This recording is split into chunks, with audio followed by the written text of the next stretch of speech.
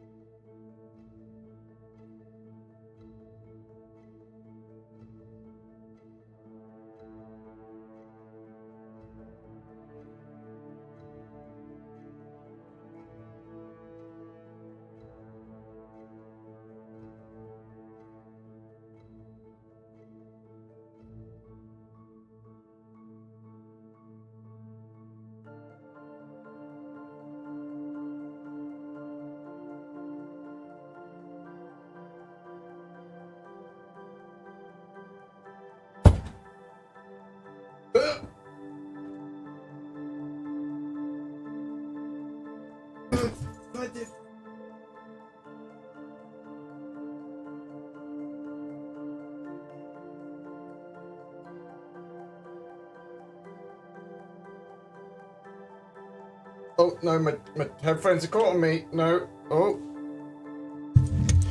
Ah.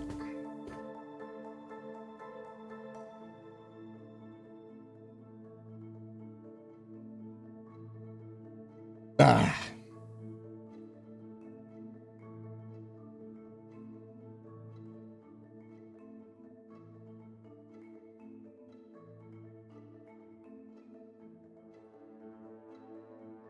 Up properly. Who knows? Maybe it is. Maybe it's not, eh? You can find out.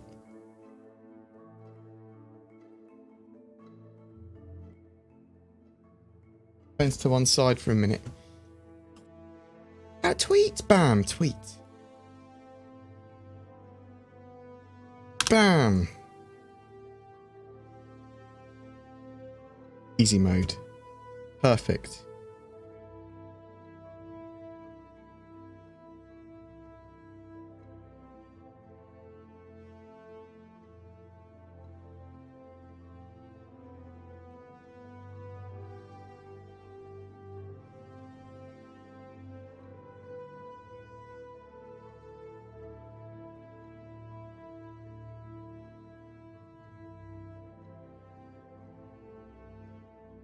Oh, my microphone's in the way. GG. Right, it's over. It's over, boys. How's everyone doing? Hope you're doing alright. Is my voice alright? Hello. Hello, everybody. BoredGamer. I'm just chilling. Wanted to jump in, stream, say hello, answer some questions if you've got any, whether it's about me or Star Citizen, or... Yeah, I know you saw a microphone. It's broken immersion heavily. Yeah, want to ask about stuff about Star Citizen myself, mental health, YouTube, life, whatever. Heard my my mother say, "Oh, guess what? It's lovely being disabled because you get to park where you want." It's like, oh, I'm sure disabled people think that way too. Like the upside of Dad's cancer, we can park where we want now. It's amazing. Wow. At least they're upbeat. I am doing all right, thank you very much. Wearing a silly. I might buy some more silly dress clothing sort of stuff for different characters when we play Star Citizen, because you know it's supposed to be entertaining as some sort of whatever the fuck I am. Although I try to be more informative where possible because it's easier. I will also suppose I have to be entertaining. Going forward with the channel, moving forward, Star Citizen is going to be a lot more playable in the coming years, and I've got to evolve with the times. I want to play computer games as my job, so Star Citizen as the major one. I have thought about, when I got Zin working for me, we'll probably have eventually not enough to do.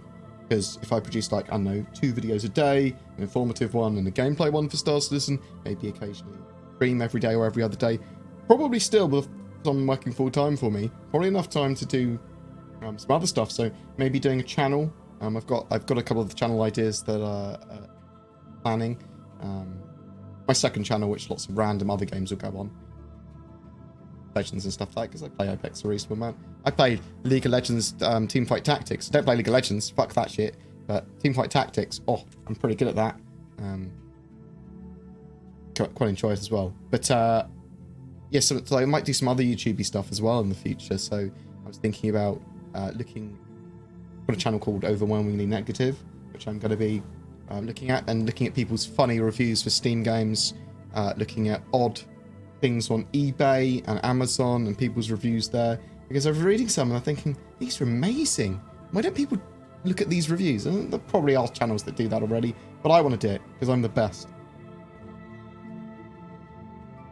Almost there my butt, but these delays are out of hand. Do you think the delays are really out of hand? Or do you think it's like a 2 or 3 week delay, or more? I mean, drop in the ocean delays for Star Citizen at the moment. 3.6. We don't want the same problems we had with 3.5. It is an alpha, so we probably will have a load of other fucking problems. Almost certainly. But, you know, let's hope that we get Star Citizen in a better place for 3.6. And there's lots of cool stuff in 3.6. if they get hover mode working. Now, a lot of people, they're doing well. They're doing well with hover mode. I'm not. The top of my head's cut off. That's how bad I'm doing with hover mode. One up forward. What anecdotes in a minute? I don't know. My head's just going to be cut off. Or maybe I'll just lean a little bit further back. But, yeah, I mean, the hacking system, it's extra gameplay. It's not really hacking. It's the minimum viable product for hacking, which is you click on a screen and you interact with some of the screens and systems in-game which affect missions. Going there somewhere, it wasn't even on the roadmap, so it's extra. The lore system's pretty good, and I can see that being fleshed out a little bit more for 3.6 Live. You get scanned, hacked by Popo, security presence now. There's some cool stuff in there. They changed all the ship prices as well recently to be more accurate to what they want for final. Bit of a weird idea, seeing that we're quite far away from Star Citizen's sort of like final intentions. But they'll continue to evolve and that sort of stuff. I don't think the delays are that terrible. I wish that they would, if they want date-driven releases, I would rather them more aggressively cull features so they make those dates. But I don't mind waiting a week or two. They tell us at the earliest possible stage when there's going to be delays, why there's going to be delays and that sort of stuff. I don't have a problem with it at all, really. 07, this is an Eve salute, right? Now, it's just a general all-game chat salute. You can do it in not games, wherever you want. Excited for the Orion. I'm excited for the Orion. I do think it's very far off, though. There an award for commenting first. What the heck? No, but I congratulate people. William, congratulations for commenting first. But in general, on my videos, I like people commenting because I find it a weird social phenomena that people would want to be first. Oh, fuck, good for fucking you. Good for you. Why not? Where are the goodie bags at? Oh, yeah. We're supposed to have CitizenCon goodie packs that were going on sale, weren't we? I forgot about them. They weren't. Because I already had a ticket. I didn't give a damn about tickets so much. My desktop quick. Oh. On page. The tickets didn't sell out immediately. It was later that night or the next day or something before they sold out. Well,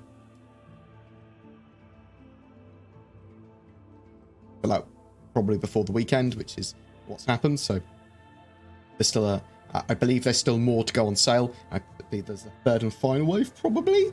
Another 350 maximum tickets. My expectation, just based on the actual venue size. That's weird though, because we don't have the.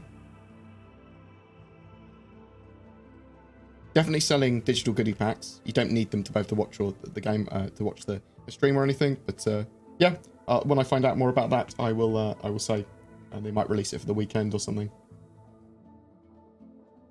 Weird one.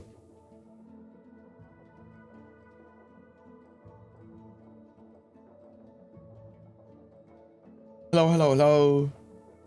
So I've made a video that will go live, I think around 5 o'clock, 5 p.m.-ish.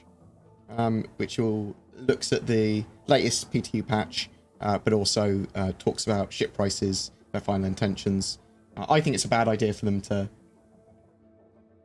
focus on getting ship prices in a right state for final at the moment, especially when we don't have ship rentals. But getting ship rentals in 3.6 at some point, apparently.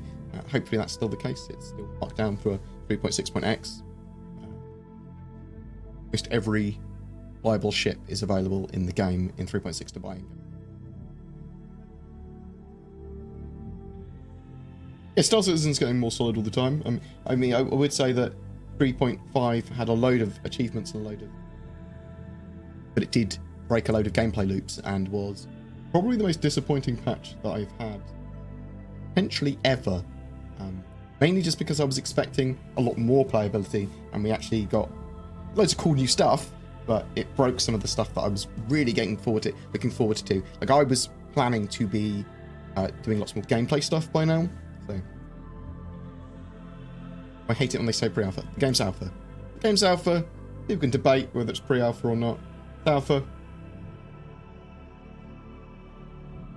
Thank you very much. This is a dapper jacket. I'm doing well, thank you very much. I'm feeling well, thank you very much.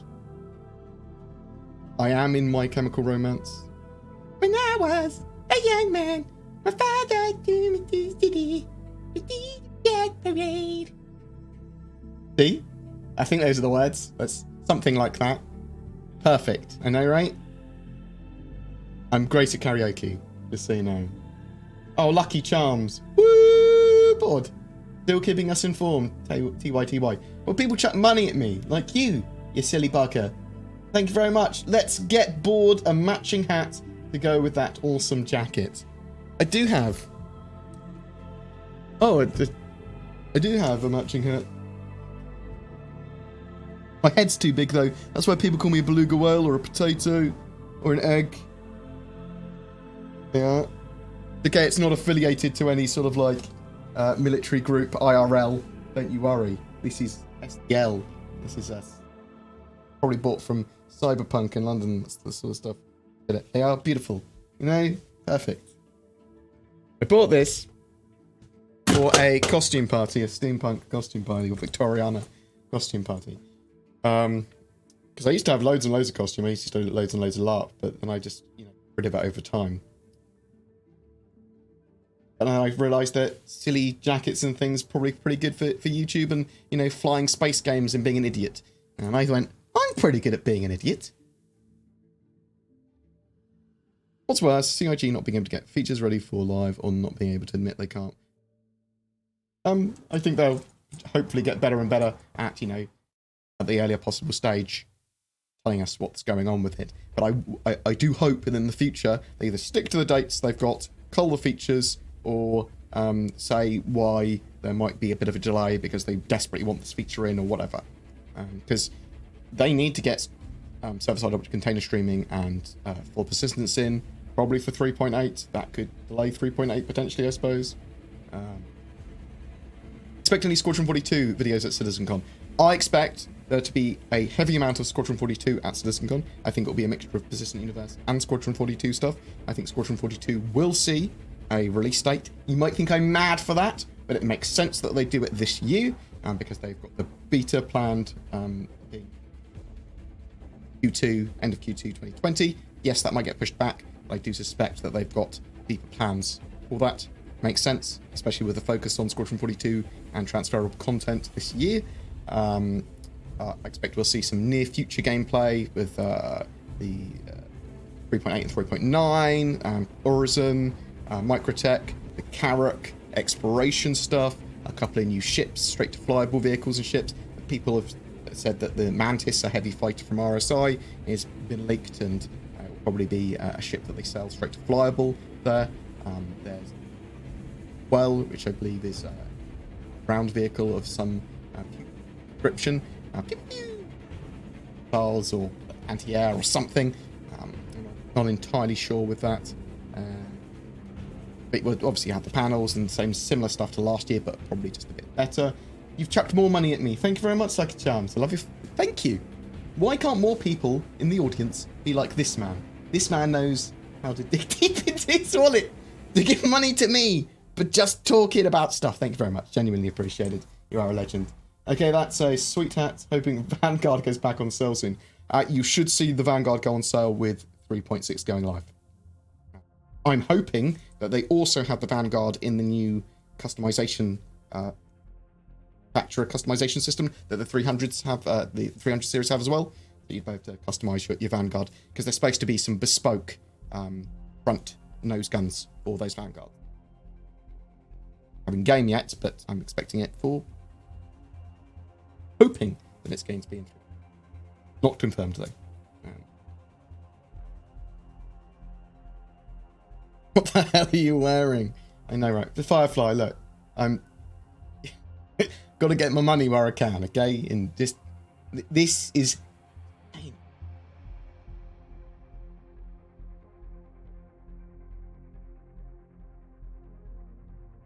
Hey, Bored. How is it with you and your back on vacation? Vaccination?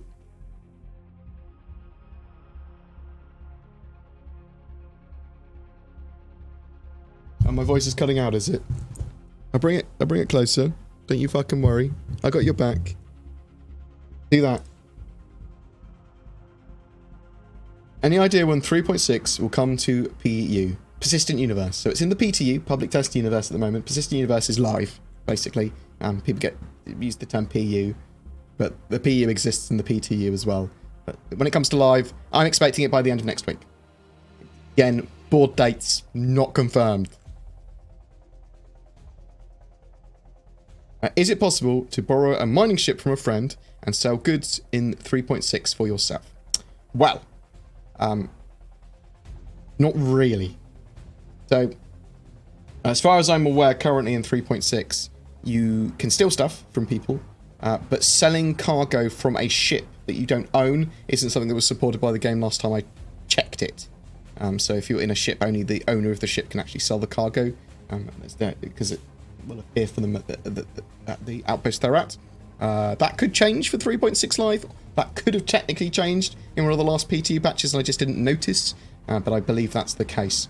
You will be able to, in the not too distant future, sell stolen ships and sell stolen cargo more readily and more easily, and sell cargo that you don't necessarily directly own. The scrapyards and places like that are planned for that as well.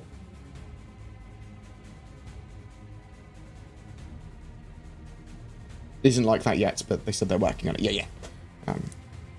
I potentially we'll get it in the near future. But again, Star Citizen, there's a lot of stuff they're working on, and whether or not they're going to get it in anytime soon is another thing. I mean, I've been waiting for Parasite docking with the Constellation for ages now, but that looks more on the horizon with 3.8 with ship-to-ship docking.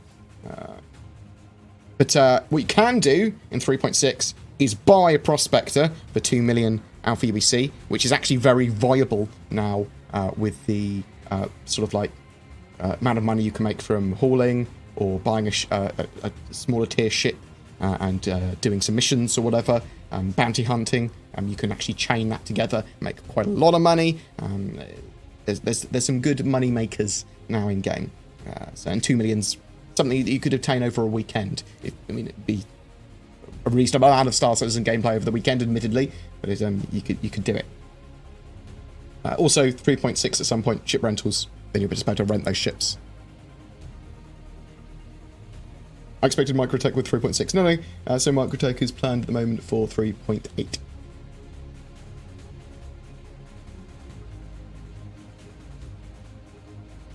Well, my microphone's being weird, is it? I apologise.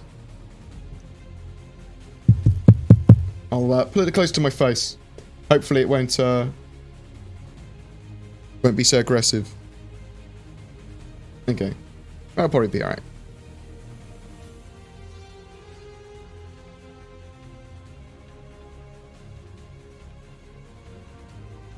Would you ever make a video of you playing on the Shadow platform? Yeah, I can do a Shadow update video and play on the platform. It's, for me, playing on Shadow is not as good as playing on my, rig set up for streaming and recording.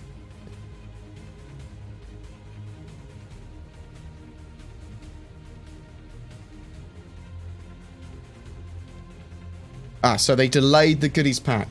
The goodie packs. Cool, thank you very much, Dalmars. I didn't actually know that. I moved my microphone earlier because I was using VR stuff, and my window's open because it's really hot in here. So the microphone might not be set up perfectly correctly like it normally is. Not that it's perfectly correctly set up before.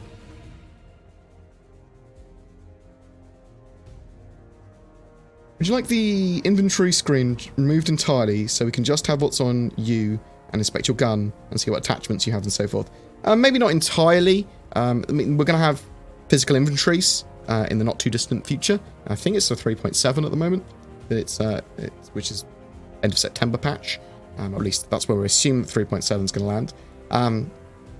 So that would change the way that inventories work and they have been working on the inspection sort of mechanics and the carryable system. So maybe we will have a more hands-on inventory system, although I don't expect that the Moby-Glass stuff will be going away anytime soon with inventory management. Is the sound okay now? We got good sound?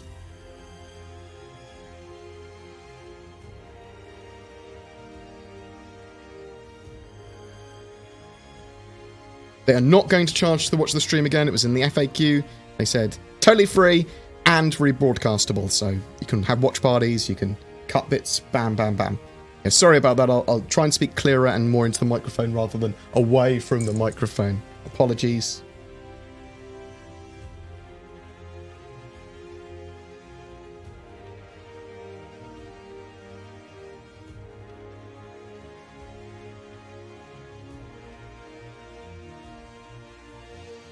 Shouldn't I be protecting the queen? I'm not a beef eater. Well, I do eat beef.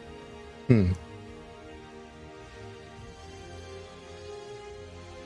you think this game could be a scam like the moon landing, taking people's money on long-term promises that never happens? Okay. Sharky and George, the crime buster of the streams.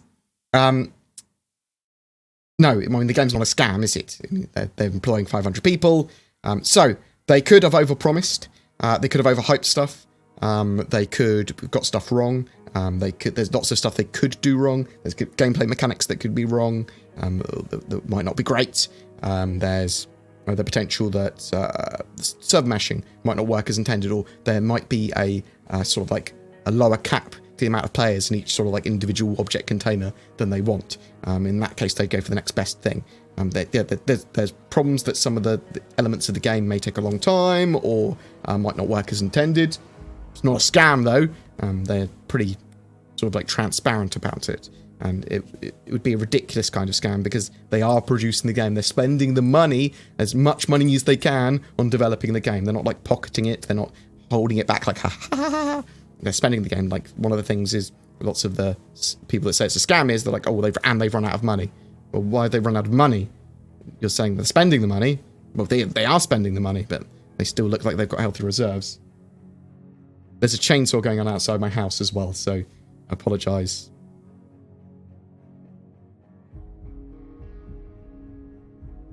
I heard you mention a landing hologram in a video. Yeah, so they used to have, for landings, they used to have like a hologram of the landing pad that you were landing on, so you could see your ship landing. They want to bring that back, and they also want to have it so that it can be used effectively anywhere on any surface, I believe, was the plan for it. And that would be really useful in the current VTOL and hover mode, which is a little sort of like, you know, there's a lack of precision, but you need super precision with the new VTOL mode for landings.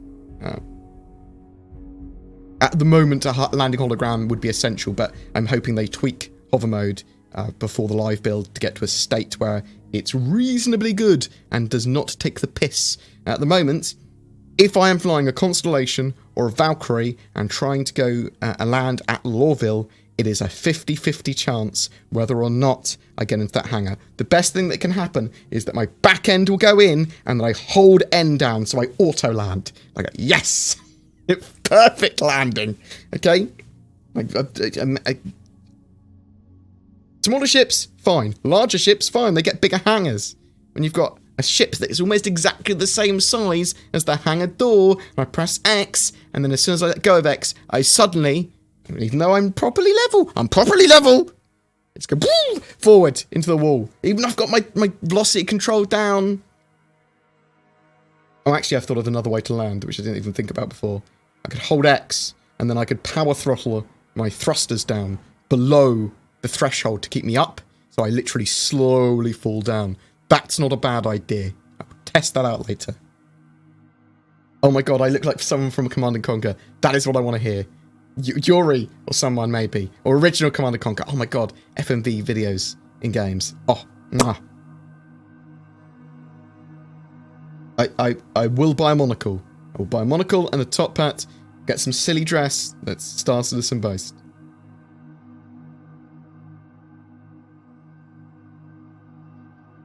I'm short on money and unemployed. Question mark? What? What are we talking about?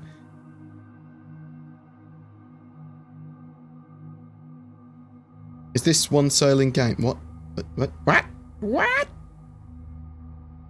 Admiral board, that is correct. What else we got here? Is this one in sailing game all through RSI? I don't know what you mean by that, sorry. Morning, Admiral BoredGamer. VTOL seems less drifty in latest PTU to me. It's better. Also, it's clear the Gladius is getting a lot of love. Flew it last night in atmosphere and it's better than any other light fighter one test. Thank you very much, Dalamars. I love your face. Too. You're the best. Well, at least you're, you know, Lucky Charms is currently the best. It's purely based on money donated to the current stream. Dalamars, you're a close second. I love you. Yeah, so I don't have that much of a problem with hover mode other than precision landing with it. I like the idea of hover mode on paper. I understand that it's being dialed in, tweaked or whatever. I know some people hate it, some people really like the idea of it, whatever. At the moment, precision landing in medium ships is fucking awful. It might have got a little bit better, but it's still not appropriate, in my opinion. Even with all the tweaking, even knowing how all the things work and being in first person and using the horizontal lines and doing the power throttles and the control and all this sort of stuff and edging down, still get fucking wrecked. Okay? Still get wrecked. Maybe I'm just shit. That's quite possible. I do expect that we will have a concept sail or a straight to flyable ship or vehicle this month. I'm not sure if it will be sort of like, if it's a straight to flyable, if it's a straight to drivable thing, then it will be with 3.6 going live. If it's not, then I expect that we within the next couple of weeks, so by the end of next Friday, so next Thursday, when I'd expect where the dates line up. Yeah, I can see a concept sale on the 25th, 26th next week. That makes sense to me. It's been a little bit late, but I'm thinking if they want to get back into the swing of concept sales for CitizenCon, and live sales and that sort of stuff and promotions, it makes sense. Doesn't it?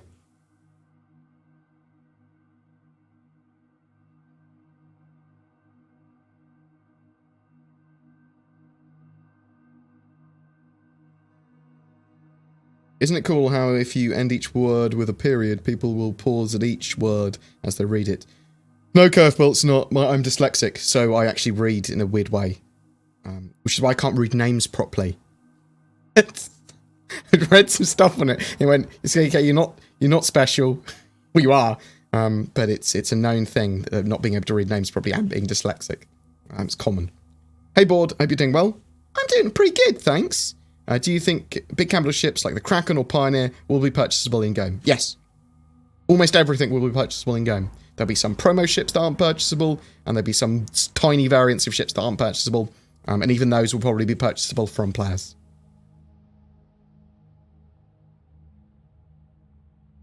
Do you feel to get good performance with Shadow strictly for gaming?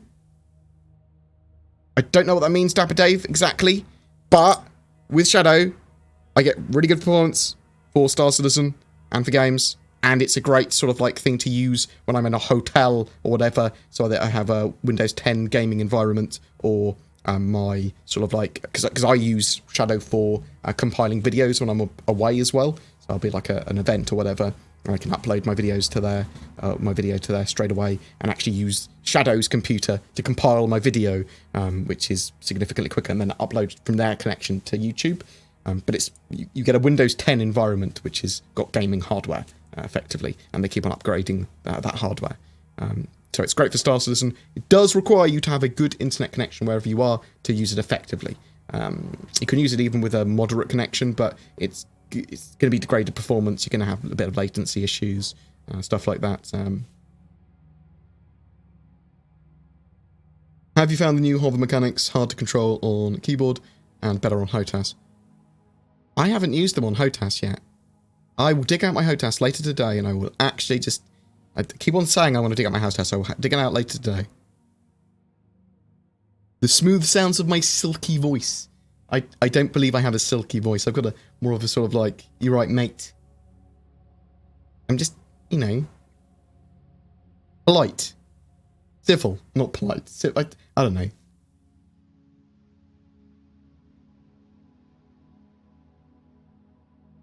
Would you gulp down a cup of whiskey with me? Maybe not gulp it down. Enjoy your drink with you, JB Gaming, happily. If we're at an event together, if you're at CitizenCon, if I'm at another conference or whatever, happily. Quake 2 had a breakout jail mode. I remember it well. It was big fun. Do you think we'll get the ability to rescue captured friends or break them out of custody, whether it be on a ship or station or jail? I think they'll be looking at that gameplay and they'll be thinking what's viable.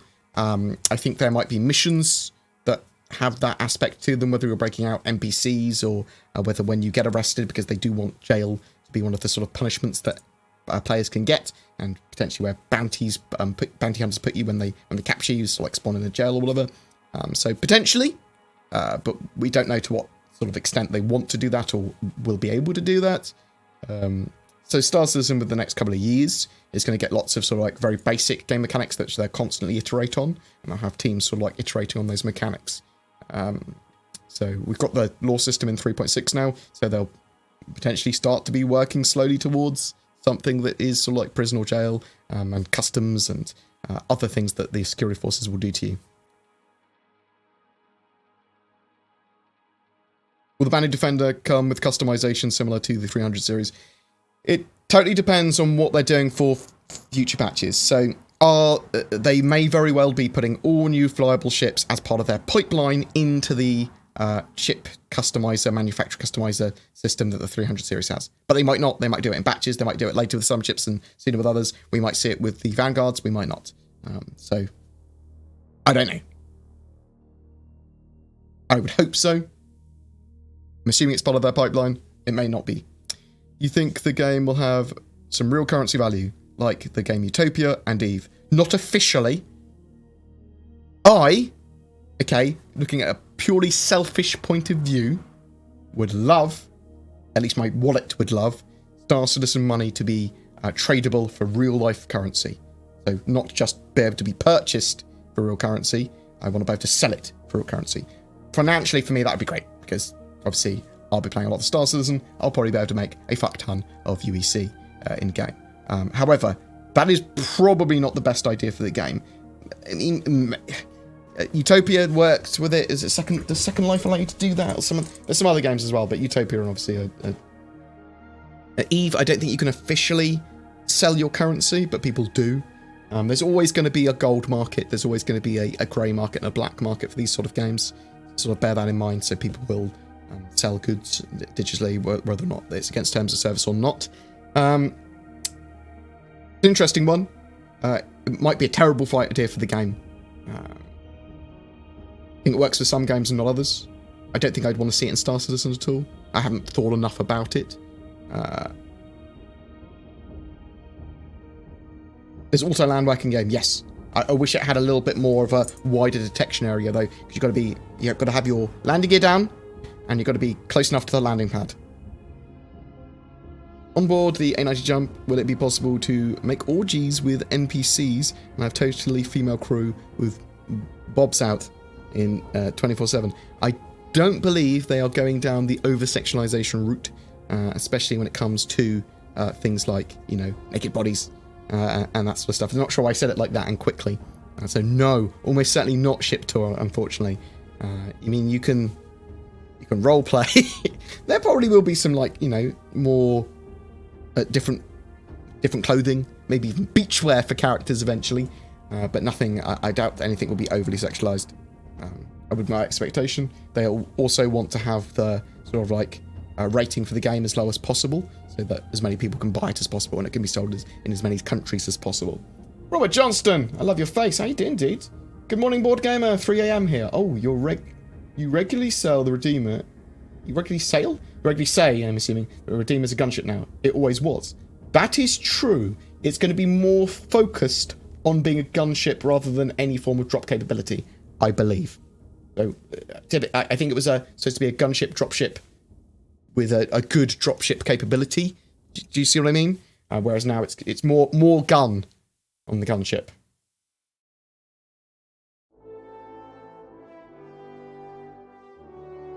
but I'm not entirely sure exactly how that rework will go. We're not even sure if it's going to be Aegis anymore.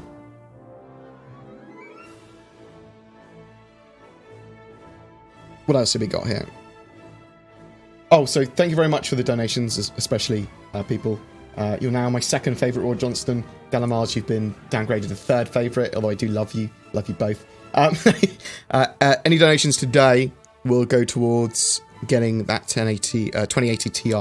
I did buy one cheap on eBay. I got it. It was broken, so I sent it back. But what I'll do is over this weekend, or let's say between this weekend and next weekend, I'll grab a 2080 Ti of whatever spec, even if it's a brand new one. I'm really thrifty. I hate buying new stuff, but it needs to work. It needs to work. But yeah, the reason I wanted 2080 Ti, just so people know, is because the encoder chip on them, the NVENC encoder stuff, is significantly better.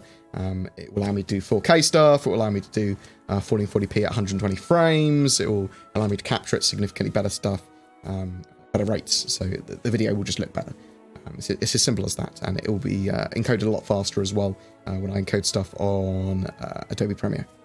Boom.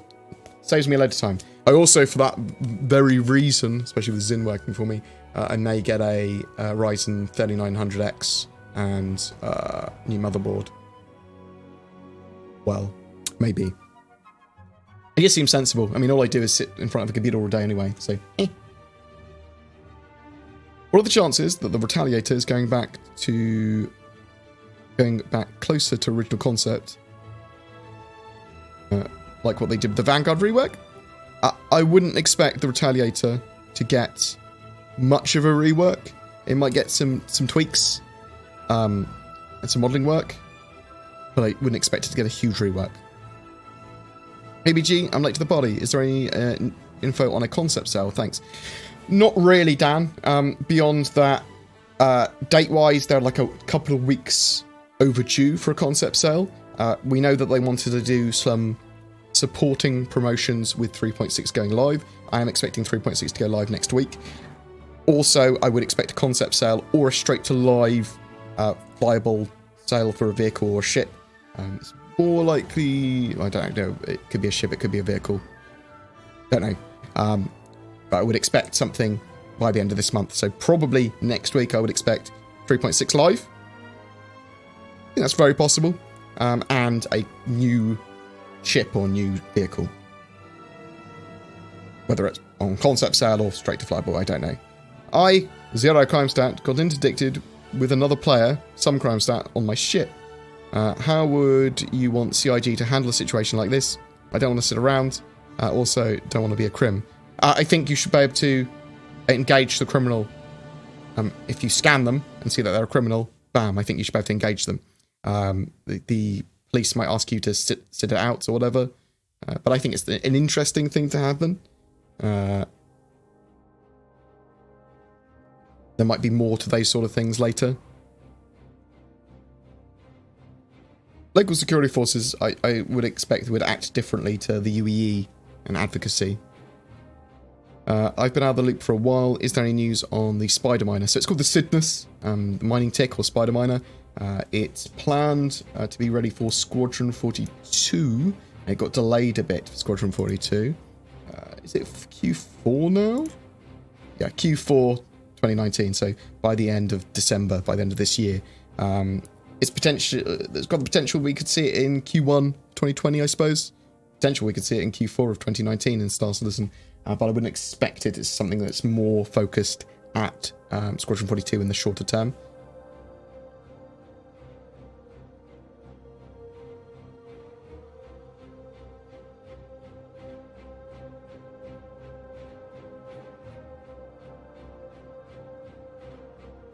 Bored, you asked why we can't be like the dude who donated a lot of money, so I replied, I'm short on money and unemployed. Bogdan, no worries, I understand what you're saying now. It's all detached from me because I'm like 10 minutes behind chat, and 10 minutes is being optimistic as well. Robert Johnston, chucking more money at my face, I love you. Getting close to being my favourite today. They said their teamer was going to be more focused because the Valkyrie is a dropship focus. Bullshit. That would hold water if the Valkyrie had no gunship capabilities. Does it? Yes. We should keep our seats. Oh, no, see. I mean, I want it to be gunship focused. Makes sense that it's got a crew that can also support it with a landing. So, yeah. Have the seats in the back as well. They haven't said they're getting rid of the seats yet. Have they? Unless I missed something. Blah, blah, blah, blah, blah, blah, blah, blah, blah.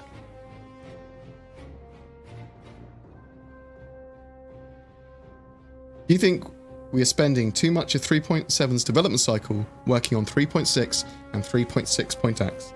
I think that a lot of work is still being done on 3.7. I do think we are spending some of 3.7's development cycle on 3.6 stuff. Yeah, makes sense that we are. So I would hope that with 3.7 they would cull bits to make sure they make the date. So even if it's a smaller patch, hopefully it won't be, but it's likely to be, that they get back on the date-driven stuff. So, I think there's certainly a potential that they are digging into some of the development cycle, but they're still working on 3.7. It's not mutually exclusive to work on both branches. It clearly has some form of knock-on effect, even if it's minor. How do you think the first implementation of bounty hunting might work in the persistent universe and integrate with 3.6 law system in place? When we have the first iteration of bounty hunting in game at the moment ready. There's one of the ways to make a lot of money in game at the moment in 3.6 is bounty hunting, and there's PvP bounties. In fact, all eligible players that have that could have bounties on them now have bounties on them in the Moby class. So you'll see a lot more bounty hunter type gameplay because of that, and chaining bounty hunter missions together and doing lots of them does earn you quite a lot of money. So sort of bear that in mind. It's one of the better ways of making money in the game at the moment. We will have bounty hunters guilds in the future, so it will be us scanning ships down and people down in cities, seeing if they're criminals, and then engaging them, dead or alive or whatever. Maybe there's less than lethal weapons and ammunition, but the idea is you take them down and then you get paid for that. I'm hoping that we see bounties, even if they're small bounties, on all pirate NPCs and that sort of stuff as well. So it gives you a reason to engage and clear out pirates. Yeah, makes sense. You got that in Eve, put it in Star Citizen. Makes sense. Makes the grind more interesting. Makes there reasons to go out and kill stuff. Like, oh, I found this interesting thing, and I found this named pirate that was actually worth, I don't know, 100,000 UEC. Boom, awesome. That's an interesting thing, right? Since they start having pirate bases, and they're working out these new sort of like space stations at the moment. Obviously 3.7 is bringing in the interiors of those new space stations, and then they're doing some cargo stations and abandoned stations. Abandoned being ones that they can use for multiple purposes, including mission objectives, sort of spawn pirates in there and that sort of stuff. But I'm hoping that we do see proper pirate bases and interesting things that would just sort of like turn up on other missions at some point. Where's the sale? Gib now or riots? Lucky Charms. Thanks, Board. Love your face. Have a great day. Thank you very much, Lucky Charms. Oh my god, people are so nice. I don't understand, but thank you very much. Very much appreciated. All of you so far. Everyone, even people that haven't given money. You don't need to give money. Feedback's useful. Emails me, pokes me, ask me about stuff. It's all genuinely really useful. And I really appreciate people subscribing and commenting and liking and ringing the fucking bell, sharing my stuff. It's appreciated. But the feedback is really, really important for me. As is the money. Thanks. Genuinely, thank you. Oh, is it Star Citizen Live in a minute? Oh! Is it Star Citizen Live now? Oh, is it? I see live. Why do I do this to myself? Twitch.tv.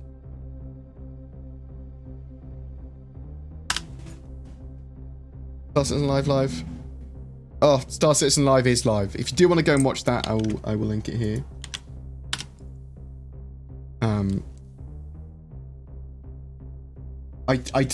I'm the worst at planning when to stream. I mean, we could watch it. Consider putting your streams like this on iTunes or something as a podcast. Yeah, we could. I could put those. I could add these to my podcast as well. I don't think that. Yeah, maybe. Okay, no, I could do that.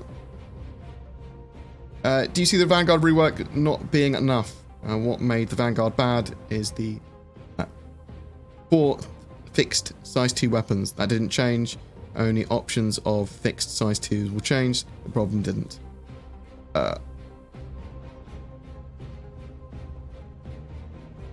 Curveball. I wanna see what nose guns are available. I want to see what nose guns are available for that Vanguard, and then work it out based on that. There's going to be some bespoke options. The rework for me is unfinished because we don't know the sort of options it has.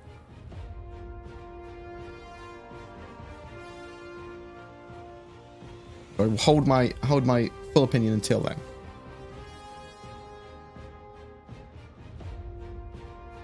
What's happening with the A90 jump progress? It looks like it's making progress still. We'll obviously get a little bit of an update later today with the roadmap changes, but it's planned for 3.6 branch at some point, just not initial release. So 3.6.x is referred to. Do you believe they hide some features because of Squadron 42 development? Yes, I know they do. Do you think the game will develop faster after Squadron 42's launch? Yes.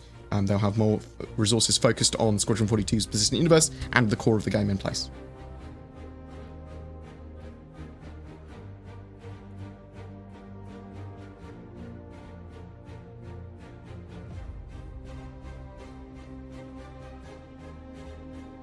Any chance it goes live this weekend? There's a tiny chance. I just think more likely end of next week.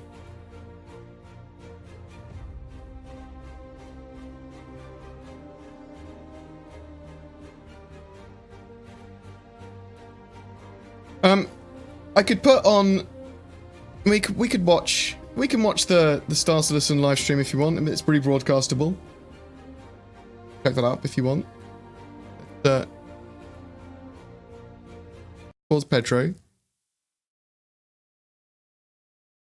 Complicated to do, like resizing and things like that. Little watch party if you want. A lot, a very statically authored UI. So implementation-wise, it's like much easier now. So it's just basically like, what are the kind of the fundamental issues? Like, we mentioned things about the bright, like, how readable things are against. You'll have me talking over this though. And, you want to change colors, but we'll kind of allude to this later on, I think. But they appear to be talking about UI for that. That's and mobiGlas stuff, so that you can change color, read stuff more easily. You hit on the UI guys made that I think is worth reiterating right now. It's to customize your mobiGlas in the future, maybe. As we want to focus our work on making the best default standard UI possible, and that can only be done if everybody's using the same thing, so that we can see all the feedback, so that we can see all the how it's working. If you were to introduce customization too early in the process, then it skewers the feedback, because we don't know what this person is using versus what this person is using versus what this person is using. So it's, while you're developing, it's really important everybody has volume levels okay things, so that we can get proper feedback and we can iterate the way that you need to make the best default standard. They're making the UI better, but they're iterating on it. Boom. That's very well put. Definitely. Vanguard is too slow to play Panicate with fighters. Yeah, that's true at the moment. We really need to have this thing color changeable, because make it being a fighter hunter reasons, though. Then do let us know, and we'll read the comments, and we'll need to see its options first when we get to it. It might have a load of thruster and engines options as well. Assuming we'll have like easily selectable color blind options as well. That will just change. Colorblind mode is useful. Things like we can't do all the things all at once, unfortunately. That's true. All right, so next question says, currently UI elements like icons of station turrets or mission points can be very invasive, sometimes filling the screen. I've seen this. I've come out of Quantum Jump and just my entire screen is littered with every single turret. Do you think of an idea? Around. What can be done to make this more user-friendly or diegetic? So, do you want to take this one, or shall I? You can start. So, this is one thing that I'm really interested in looking at. I'm not sure how soon we're going to get to it, but what we would like to have is some kind of intelligent system. So there's obviously loads of stuff that we could show, all over the screen potentially. So points of interest, mission objective markers, ships, and so on.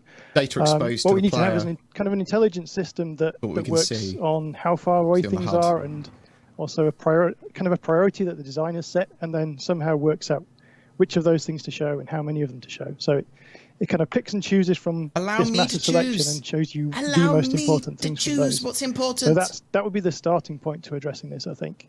Okay, makes sense. Next question. This is kind of a big picture one here. As the universe becomes more complex, more and different kinds of entities are vying for space on the HUD. Notifications, POIs, QT destinations, ships, mission markers.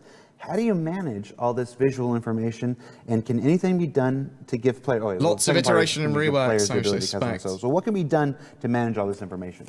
We already answered the last part. Yeah, so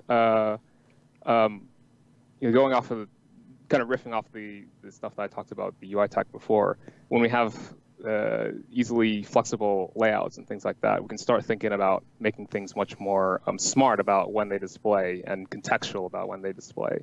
So, for instance, you have this big no target. It's the example that I think Chris gave previously, but you have like this no target big box that's on the screen all the time. Right. But if you don't have a target, why not just not have that?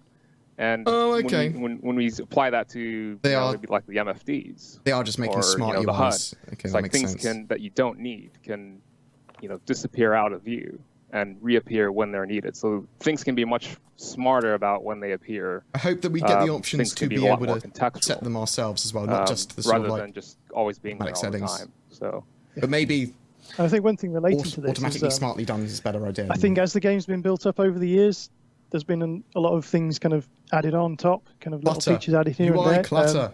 So now we want to take this step back and look at all the stuff that we want to show, and we're going to try and look at the best ways to arrange those on the screen as well. So maybe we, for example, keep the chat in the bottom left, have the objectives in the top right, that kind of thing. So I do expect that we will see hacking gameplay that works and where things don't overlap and don't clutter each other. So that's definitely something we're looking at. Yeah, the chat is like the most obvious example because you have this constant overlap. AI crewmen as subscriber flare, that would be cool, but two different contexts and they don't know about each other's sizes. Potentially, so maybe. If when we actually revamp the whole thing and we rethink, like we're creating, like we're looking at the MFDs. I think we'll have to gear up our individual crewmen with system that's specific just like gear, much more systemic, and there's a grid system where everything kind of fits into each other, and you can create different sizes of widgets. Mm-hmm. So like the chat should you can have that like reflow with something depending on maybe how much you've customized your visor. Yes, I've seen rather than just being statically placed all the time. It looks like it's going to be shown all of this ties CitizenCon to me. The kind of the functionality and the capability you would have in the new system. Yeah, and we're certainly Squadron 42 as well. We're definitely aware of the overlaps and all that kind of thing, and we definitely want to fix it. Yeah, it's a heck of a challenge, and we'll get into it later a bit. But having the diegetic displays on the MFDs and everything, and then having the helmet displays. Yeah. And when you get into a ship, you have there's both. So many layered UIs. Building a system that can switch things out and realize, okay, when you've got this on the MFDs, you don't need it on the helmet, and vice versa and stuff. But I think the UI is like an old relic of the old CryEngine stuff as well. Like they're building their new UIs and HUDs a lot better. They do need to improve them. You have the helmet UI, the Gladius, even though you've got the Gladius new UI as well, and HUDs, which is actually pretty cool. Once we can make that, enable the ability, you could do something like this regularly. I just don't see much merit in it. Your visor, then happy to change my mind and stuff like this. Even automatically. Happy to talk to people. I mean, I could be talking over them. We want the ability to do that, to pull, to take things and tear specific parts of the UI out and put it on your visor because they're just more useful and you want that more kind of immediately in your view. But it's building up that functionality. It's getting kind of the systemic stuff and kind of the foundation defined first for the MFDs, how things display, when should they display, what goes where. And then building that into the overall design. So that's something like we're spending a lot of time now working on as the tech is being developed alongside that in parallel. Yeah, one of the things we're doing, because I guess the people at home don't really see it very much, but we're kind of building the tools to help us as developers, make really good UI, and then once that's done, then we start putting the good UI in the game so everyone else can see it they've and use been it. building tools Give for us UI. feedback. That's what the Star Citizen do. They Well, build we're going to tools, work on the people at home pipelines. seeing that stuff in the second Hopefully, quarter of ISC. we will start to see a lot of this come to We're fruition. going to get Zane on, maybe something else, and get a couple more UI segments in there. I'm so not people ignoring can you, Captain better Cat, though. I see love and you. understand the work that your team has been doing. From the live chat, I got a question for you. Message spam that we're receiving, the message spam that keeps popping up on the UI, is that a bug or a design feature? Well, I think it's kind of a legacy thing from having so many features being added to the game. They're all kind of competing for attention, and the way the current UI is, it's not really well. Hasn't scaled we well. could set it up better, basically. Yeah. So this is one of the things we're planning on Sounds like a better UI, I'm investigating happy. the visor display generally, and part of that investigation will be what do we do to this messaging system to make it work. I think Saurus very much owns the Star Citizen we can Theatre do 3000. things like, for example, we can The give idea the messages for it. priority. So if something really The important comes up, implementation that of kind it. of overrides the other stuff that's there. We could give things timers so they stay on for a set time, and potentially just not show more than a certain number of messages in the same amount of time. So there's plenty of little tools we can apply to that to make it work better. Yeah, I think it's mainly just that we had that notification widget in the center there, and as more features got added on over time, especially the mission stuff, all the new mission stuff that kind of came in, they kind of latched onto that, and At the now it's moment, spanning there's like 100 a missions. really annoying bug when you go back into so, first person I mean, from third before person. it's just, It just spams the chat open again. You have to press F12 again twice, unless you're on your own separate channel when you've muted notifications from the previous channel. Have a system that's much smarter about what notifications should display there versus, maybe the UI just general notifications are annoying as hell as well. Just I'll like have to choose which I receive. number on it. Indicating stuff that I want the number filters of for. new missions that you haven't read yet. Yep. Things like This is Star when Citizen you get Live like new with email the in UI your team. inbox says like I was one, streaming or and this someone two, said it was this live, three, and I like, went, oh, it'll fuck it, I'll watch pulse that on then. each new mission that comes in, rather than just like boom, all this new mission is now available, and it's like taking up 10% of your screen. Yeah. So something that's much smarter, more elegant. Yeah, like definitely. that.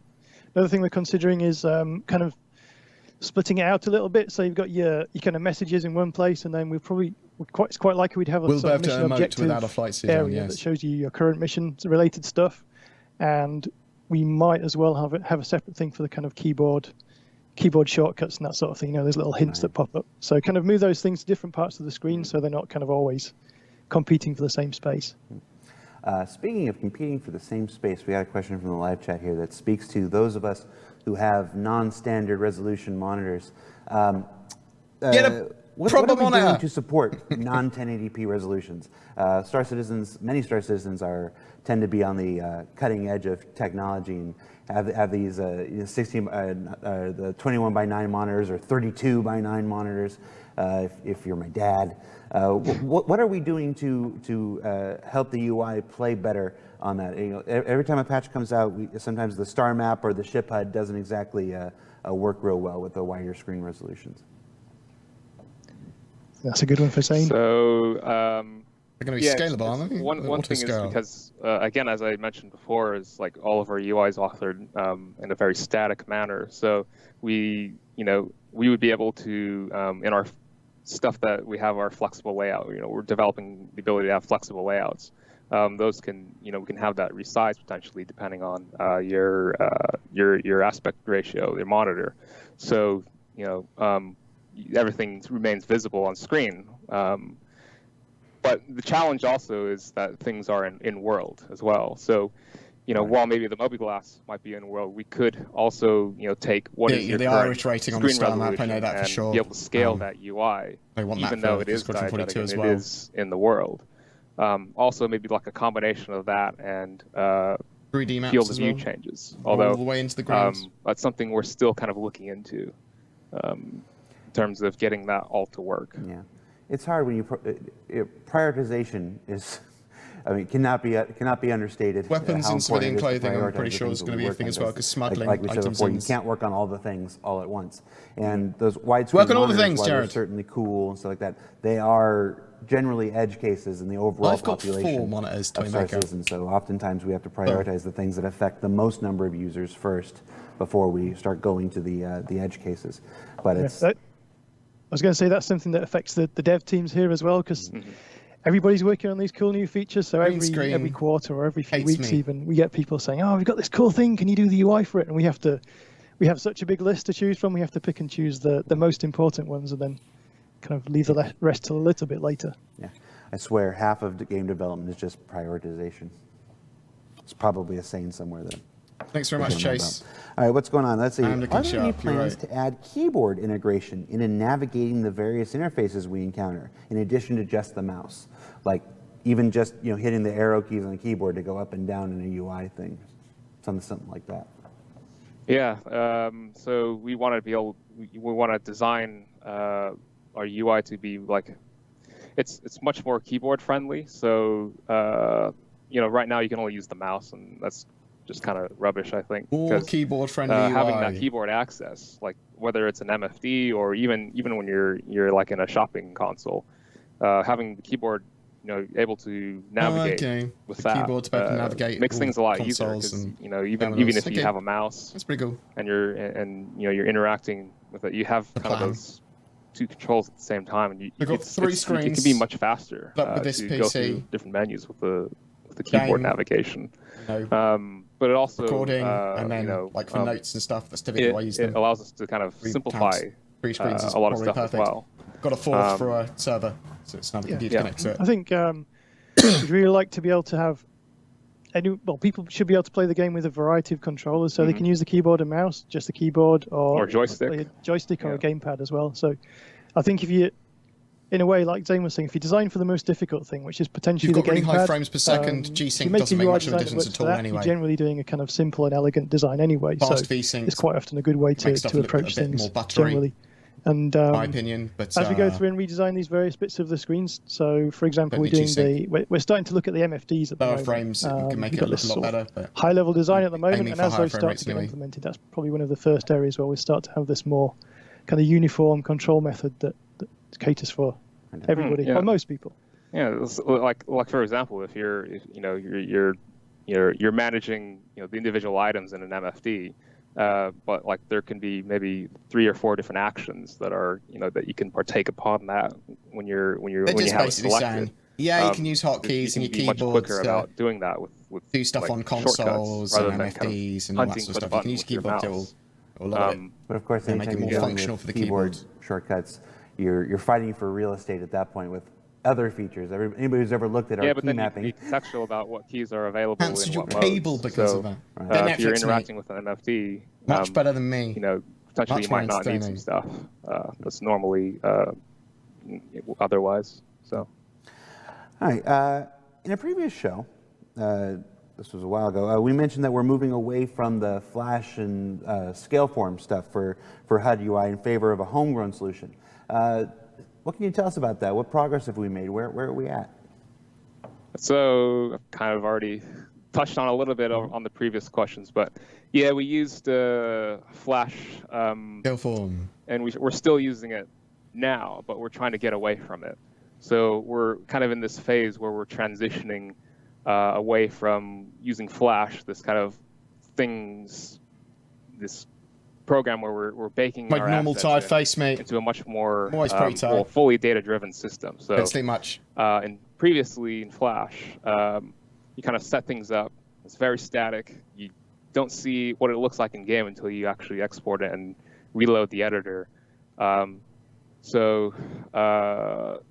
Also, the actual interface. Don't do work, Ash. Say you're busy. Say you're ill. Code is much more simplified. Watching a conference. So before we actually had to write classes for each individual field that you wanted to modify, and you had to then create less interesting part of UI and stuff, in my opinion. This Billy's talking about at the moment. So you kind of we're integrating new. We're putting new tech in.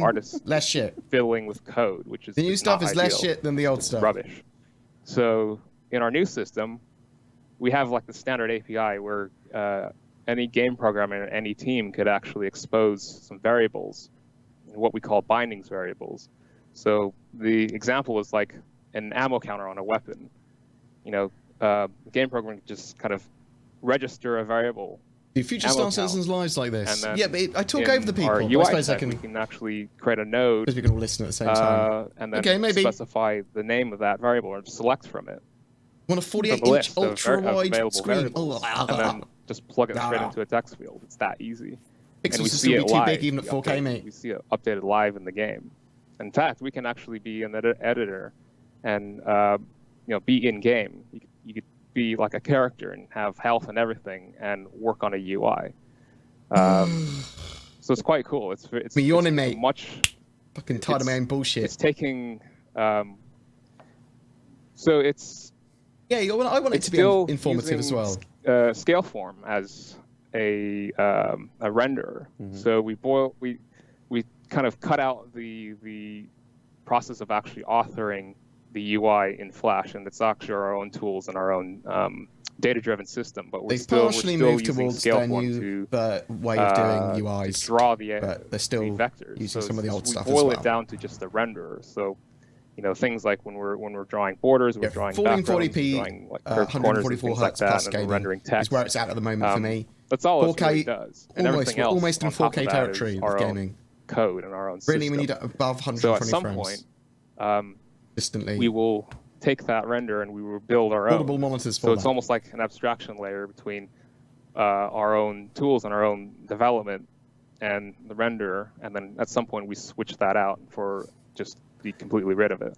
And to be completely. Stop yawning. you Sorry, been I didn't. I read what you were saying. It said yawning, and it Since made me I yawn. started the company 6 years ago, even more than that. One thing that's really cool that we're finding as well is because we kind of own this tech and we've got a team working on it, we can say, I suppose, just going back to Flash, Flash was originally designed as an animation system for web stuff.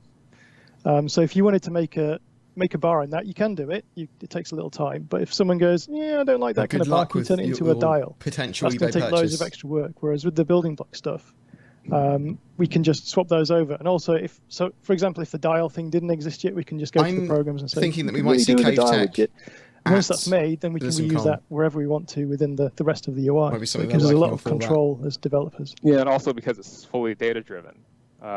Everything in the UI is programmatically drawn and I like environment stuff. driven I like from data. game design stuff. So this less so, but we don't have to really worry as much about other artists stomping over each other's work because you can merge it in. Right. One change can be merged with another change without having to fiddle with two and resolve conflicts over two binary No, I've got files quite bad change caffeine and hunting intolerance, for to be honest. which library symbol Makes me tired. change, and I had some caffeine before I it's started. much It's easier. It's probably why I'm yawning so much. And so many I play Star Citizen in different ways that 1440p. maybe, Yes.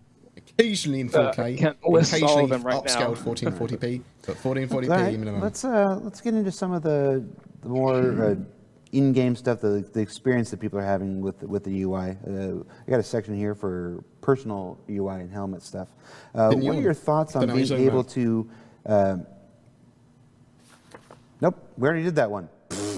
We covered that one. The worst disco. Has there been any discussion about adding a compass ribbon, giving us cardinal directions on planets or moons? We've asked this in a lot of different ways. I hope we get coordinates and compasses. Well, and I suppose that's another of pathfinding those tools. is what's the reason for wanting it? So it's What's the reason for not wanting to something- know what direction you're going? Well, yes, but there are other ways to solve that potentially. So it doesn't necessarily have to be a compass widget. One thing we're looking into, you probably saw it on one I of do want a the compass widget. earlier videos. You know, when we showed the area map, this interior map, I think we had it on there. We had a little mock-up of a personal radar that kind of shows you like a mini map, essentially. Something like that could show you your direction, for example. So Oh yeah, having that seems a perfect. compass is not necessarily the only solution. Just but as good.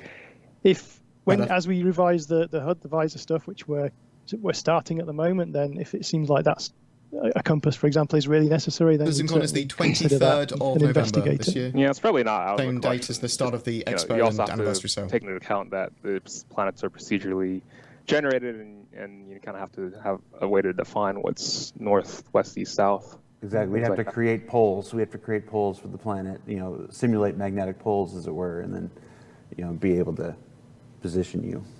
Yeah, and you can solve some of the navigation problems with things like if we had some kind of sat-nav-like system in there, which I know there were some questions about in the chat. Something like that could also solve the problem. Waypoint, sat-nav, minimap, like they said, The perfect. compass ribbon is Minimap's more than just the UI more than good question, enough. because again, you can't just program a UI thing and have it work. There's system design that has to go into it in order to build a relationship on that planet that lets you lock to it. And then, of course, there'd have to be different ones for every single 99% of the information that I give is directly from CIG in some form or based on something they said. Be on yellow and have it be pointing towards I'm picking out of my ass or going too far out my way to find it. There's a lot of these edge cases make UI complicated sometimes. We think we've got something really easy to do, and then there's these 5 things that we hadn't thought about. Yeah. It's one of those things, there are a lot of things that sometimes seem like they're a UI issue, and it's not. I would like to have it can be a system design issue. Cardinal direction. It's UI. Thing, but minimap's fine enough as long as it gives me directional in its most basic sense, exposes information that's built by other system designers and game designers and stuff. So if that system hasn't been developed, there's no way for the UI team to expose it. Yeah. When are we getting a usable party launch system? Is it possible to have a button to hide the HUD? Works since the last PTU or a button to reactivate it when needed? These are probably from this is broken again in the latest one. I haven't tried it in the latest one. Get the cleanest image they can. We get a lot of developers asking us that. How do you hide the HUD? Yeah. What CVAR do I need to invoke to hide it? Right. So what do you want to compass? So we know what direction we're going in. You know, the director's cam and being able to record stuff. That's yes. We'll definitely be improving that system as we overhaul our UI. So we'll take that into account. The same thing that we do there will also help us developers also hide HUD for some way of sharing coordinates would be useful as well. So sharing like informational specify location data. Sections of the UI, like whether that's the ship HUD, but maybe not the visor, right? Or I want to hide all UI, but I don't want to hide the UI that's just in the environment. Use yawn like that more aggressively. See, now I'm just in a yawn chain. That's fucking chat's fault. Fuck you. You have like differentiated CVARs, so we can kind of leverage that when we're building the system to maybe expose something to the players as well. I'd be happy with a system when you're trying to record. Well, do it for each individual planet and then markers do it for space as well. Space, XYZ coordinates. So there's one thing that relates to this, which is for the general UI, especially for the visor, for the FPS stuff, we want to have a system where make it work. It only shows you the UI that's relevant at the time. So, for example, if you put your weapon away, you don't really need to see the weapon display on the corner of the screen, or potentially you wouldn't show the health until you actually get injured, that kind of thing. So that should as well help with this kind of perception of cluttered screen in a way. So if we only show things when they're really needed, then that's going to also feel a bit nicer just for the day-to-day players as well. That ties into that kind of contextual, solution's best, contextually driven stuff that I talked about before. Are there any plans to allow a chat UI to be viewed when we're not wearing a helmet? I think we've mentioned the possibility of a special like contact lens or something. Just to see our chat when we're in. Have it on your mobiGlas. Player clothes down on Area 18 or something. Have it on your mobiGlas. Yes, is the answer. So yeah, it's a multiplayer game, so you need to be able to see what your teammates are doing and talking to you about and so on. So we definitely do have plans to have that visible pretty much all the time. So if you've got a helmet, you just got your lens, which is the state without the helmet, in the ship, third-person view as well, potentially. So yes, we would like to have that in sometime soon. Okay. We actually don't need to be wearing a helmet. The next question is about that interior map that we showed. It's going to be on mobiGlas rather than contact lenses. The little the mini map or the 3D map. What progress have we made? Where's that at? This question is asked. Love you, I have a HUDs. I don't have a question. I'm going to read actually. A couple years ago, we were shown interior maps and the mouse just control look. It was years, but I don't have a question. I really just want it, please. Is what the question says. I think that's one you can answer. Yeah, I know. I really want it to. Look. I mean, that was one of the first things that we started working on when I started here, and it's going to be a really cool addition. So we kind of got a development version that's halfway there, I suppose, at the moment. Your head, look around. We made a decision fairly recently that what we were going to do is focus on getting the ship HUDs and the FPS HUD sorted out first. So as they're kind of more integral to the overall gameplay, we want to get them right. Get them playing well, and then we're going to go back to the area map stuff later on.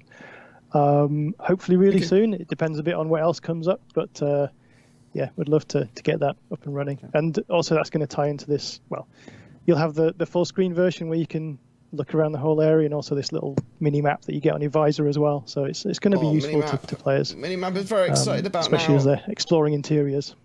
You said ship HUD. Let's move into the ship HUD questions. I thought you could avoid it. No. Ship HUD.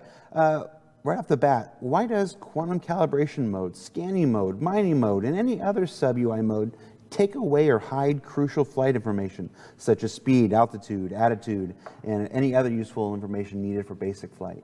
Wherever quest account. So they're basically developed in under the hood as different contexts. In our overhaul of the design, we're factoring that all that flight HUD information, so it's all available to you, regardless of whether you're kind of in scanning or in mining mode or whatever it is, because it is still relevant. You can still fly, so therefore you should still retain all your flight information that you need. So in those modes, we're looking at potentially contextually changing out the screens themselves. So rather than just having the HUD change for these different modes, we can leverage the screens in some capacity. More Contextually screen changing usage. some of the elements, shifting elements around so that certain information that's relevant to that mode can be displayed, rather than just kind of taking up your entire HUD as well. But this is going to be really cool for the economic display systems as well. Over the course of development, but not like an intention to take away crucial flight information when you're trying to spool up your quantum drive. On boards that's right. and things like that. Sometimes with these things, the render detector stuff. You don't realise that it's going to cool. cause issues until you try it, and that's probably one of those cases. Up-to-date commodity information, how much commodities are worth, that will dynamically change, things like that. Eventually, you're about to have streams from other things. Everything works fine in your own little in-game branch. displayed on monitors. It's integrating the idea. with everything Beyond else just the comm where calls. bugs and all these issues come into play.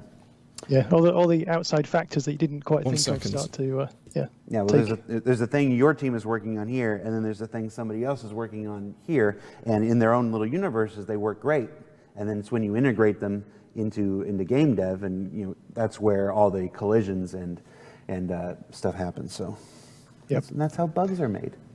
That's the story of the birds and the bugs. Never mind. I'm kind of off today. It's weird. All right. Can you update us on plans for the landing UI improvements needed for the implementation of hover mode? It's hard to land in hover mode. That's basically what they're saying. So when we actually a while back we changed the method that we actually used to render the UI from what was called 3DI to render to texture. So it's actually rendered as part of the screens, and it actually takes all of the kind of post effects and everything. So the original landing UI that replaced the radar, what it was built on was the 3DI tech. So landing that just wasn't compatible with the render to texture. So what we were talking about earlier. That's kind of how we lost it. So we're looking at bringing that back. So a little landing camera that has the terrain maybe with shown on your screen, just as a better land design. We're just focusing mainly on the structure and the layout of the MFDs right now, kind of defining, as I said, what contexts are available, what things should be displayed where, when, how. These are pretty old, but they're really good. But yeah, that's definitely something that we need, and as part of that, also potentially having some kind of guide system as well. So you can, in having some AR element that is displayed in conjunction with that widget. We touched on this a little bit before when we talked about the customization thing and how we want to the lay of the land literally on any surface. That would really cool. So one of the big problems here, let's get into it. How do we intend to improve the legibility of UI elements that tend to sit over the environment, an environment that can sometimes be very better contrast for that.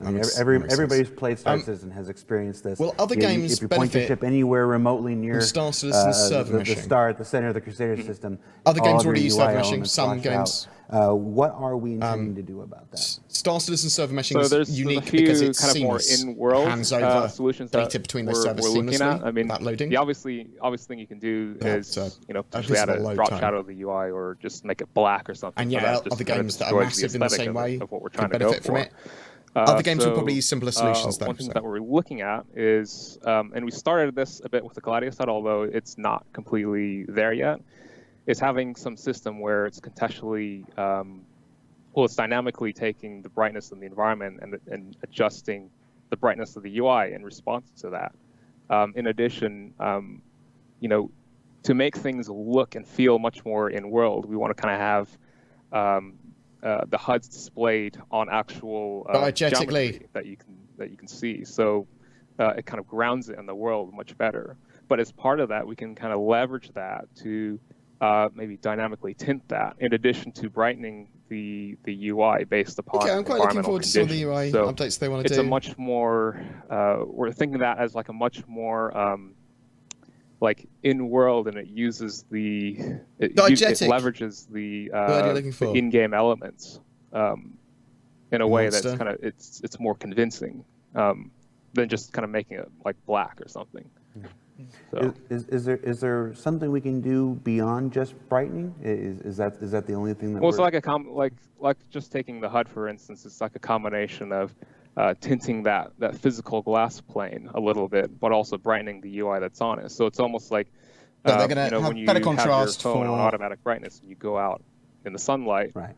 Text on your baby glass can automatically adjust at the sun to make it more readable. Because right now, if you notice, it's actually an issue with the eye adaptation, where if you go down onto the planet, the UI, even on you'll see it on your screens as well. It actually, compared to when you're in space, it's very dim in sunlight.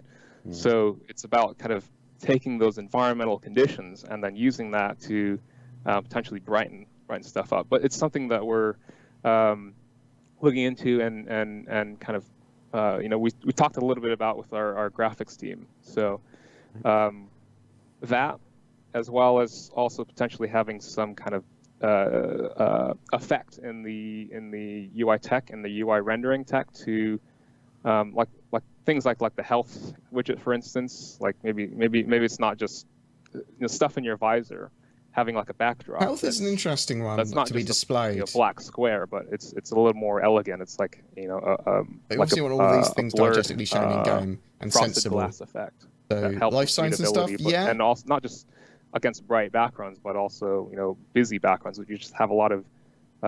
Don't see health as a number or anything like that. Though. If it's too busy, like if it's like a fence or something, you kind of get it gets lost. You get kind of a camouflage effect. All the visual noise kind of disguises the UI on top. So being able to blur that out should help with that. Mm-hmm. Right. A lot of the suggestions. Long travel times are an interesting one. Offers no shortage of suggestions. Lots of ways they can deal with suggestions that come from the community often focus around adding a small black stroke around letters or putting a drop shadow behind text or stuff. Is that stuff not something we can consider, or? Definitely we can definitely consider things along those lines. It depends how subtle you are about it as well.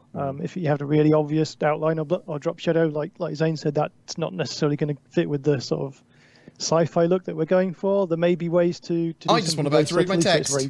I don't care if it's not too diegetic, to be honest. I wouldn't say it's like out of the question perfect. or anything, but it's not sci-fi enough overbearing too strong that it just looks sure. Yeah. Right, yawn chain. I blame everyone else on my stream that's not me. So we want to just explore how dare you the ideas that I've described before. There's mission improvements this patch, yeah. But ultimately, we want the UI to be readable. It's just as more much money as to be people made want the UI to be readable. in all the patches. So it's going to be one of those things like a lot of the UI where we better. Basically want to try out a few different options. So we concept different ideas, like this way or this way, and then step back and look and decide which is going to solve it the best way. Outlawry, and then pick black that market and go and put it in. Currently, the MFDs on ships have a default configuration that must be changed each time the pilot gets back into the pilot seat. I know. Are there intentions to add the ability to save custom MFD configuration presets for individual players' custom preferences? MFDs would be useful. Oh yeah, I mean that's got to persist at some point. It's just the issue is now is just it doesn't persist. UIs will be persistent at some point. Perfect. I will say in our new UI tech, the UI will be what we call stateless, so it won't store anything it won't store any state about itself. It takes everything from like an entity or what's on the server. So basically, when we go to develop the MFD or implement the new design that we're working on, by that point, hopefully we'll be able to persist. Like, as you enter and exit the seat, you'll see the same screens that you were on before, even if you've tabbed over or you've shifted things around. So it's definitely something we want to. Does it get persistence to that? Another thing related to that, we want to, when we do this pass on the MFDs, we want to make sure that we're showing the most important information by default as well. So I'm sure people will be able to change things and so on, but it would mean that there'd be less need for the kind of the first-time player, for example, to swap things around. Hopefully it'll be set up in a way that's good for the general players. Potentially presets as well that you can quickly activate. In save presets, you may want something that's a screen configuration. When we go to, I suspect there will be some body modification type things going on in the future, like having pointy ears, maybe associated with those that tattoos you can quickly and that sort of stuff. Piercings, something we can look at as well. Yeah, plenty of things to consider. Yeah, the ship MFDs, put it diplomatically, can be a bit cumbersome. Having to drill down from one menu to the next menu to the next menu to the next menu to finally get to the thing that you're looking for. And in a combat situation, those seconds, all forms of persistence this game could benefit from. I know we're in the process of working out a complete refactor of the ship MFDs, right? That is correct. Anything you can tell us about that? So, where do we start? Where do we start? The UIs and I MFDs are getting a huge amount of work at the moment. They're moving over to new systems for them, and they're going to look a lot better. So scanning and everything, all these. Right now, I guess the most obvious thing is that they're just small and they're scaled down. They're not readable. And we used to have what we would call these support screens, where we kind of have this screen that had minimal information on it, but its font size was made in a way that was legible. So we're kind of looking at this system where, by default, you have a kind of a contextually a different setup on your screens. A setup, I mean, a more minimized display. So it's like showing you really only what you need to know. But where all the font sizes are very legible. So it's really just about how much pixels the screen is taken up on your screen, on your monitor, when you're kind of in the default view. But when you're focused in on a screen, what that can do is it can contextually change to something that's more in depth that we want on the MFDs. So whether you're focusing in on MFD or you're in flight mode, that will contextually change to. Oh, that's kind of cool. So they have to read and use the MFDs at any range. Yeah. So. So when you're sitting back. Going to be able to play as aliens in the future, potentially. In your seat. Be something after release, most likely, if they do add it. And it'll be only the most necessary information, big, legible, and then when you zoom in and look into it, it'll sense that and it'll change and reformulate and show you more information. Be nice to see what Game Glass do. Yeah, actually, the cool thing about the UI tech that I'm helping develop is that I will happily. We're kind of taking cues from the area of web development because that's my background too, so I know a lot about it. But you have this thing called responsive design. So you can have rules set up where beyond a certain point, like if there's a box in our UI that goes beyond a certain point, that you shrinks down beyond a certain point, that you can actually have different styles or visual descriptions applied to that, and conditionally depending on maybe how much it's sized. So we're kind of leveraging that to help with the reformulation of the UI on screens, as well as when we're laying things out and when we potentially open up customization, that can be really helpful as like a tool to help us manage and maintain the UI, because even on different size screens in the game, you have 69, you have 4 3s, you have 1 1s. Currently, we have to maintain binary files for those. And if you want to make a change in one, well, you have to go into each binary file and make that same change. Okay. But if we can just maintain one UI and then just have these different modular, simple UI, right, which they can then change states on. It makes it much easier to maintain. So you just change one thing, and it changes for every different manufacturer or every different kind of configuration, and it all works. So yeah, some of the stuff they talk about is pretty boring. It's a bit of a tangent, but It's all right. All right, no, we'd love to. One thing might be interesting is the actual process that we're going through with those. We've got Mark Colleran, who's quite famous for UI fans out there. Than Jim Carrey, he's looking through the designs we've already got, like what's in the game now, and also working very closely with the vehicles team, talking to them, what do you want to show on these screens, and kind of trying to plan out generally what's in all the MFDs, and then going and redesigning each screen to kind of get the best out of it. So we're at that stage now, and then as Zane's team progresses the UI tech, eventually we'll get to a point where the screens are redesigned, the tech's ready, and then we'll start to put those in the game. I was just Googling Mark Colleran now. Cargo UI. Let's talk about cargo UI. Right now, so the players different ways have of to go back sorting to UIs Chaos and stuff in see ships, the inventory of what they're shops and carrying stuff. on their That's ships. pretty cool for UIs as Do we well. have any plans Important. for implementing some kind of shipboard cargo UI so that we can see what we're carrying without different cargo? having to You'll get to a get destination? UIs for cargo, for yeah, there definitely should be mining, all this sort of stuff. It's something that we will look at. Yes, cargo management so is we obviously know very that's important. needed, and yeah, where it comes in the timeline, I'm not sure, but at some point, yeah. That wasn't on the list. That was just one I put in. The ship that I feel needs to rework the most, probably the Aurora. yes, there. But very few ships need a rework Are there now. any plans to allow us to prioritize the use of missiles or torpedoes through MFDs? I think that's another thing that we're going to look at as well. So I believe we had that previously. I think it broke. Yeah, I think John Crew commented on this one. I think the way it is at the moment, the UI actually supports that, but there's a bit of refactoring he's doing in the background to get the weapons set up to match up. So it's something we do want to do, and it will be there in the future at some point. Interesting to know what sort of level we have of tweaking customization UI-wise on MFDs with our systems, and how are they going to make these more plans to allow us to see points of interest in other UI modes? Right now, we only see them in, I think, the quantum drive mode. Yeah.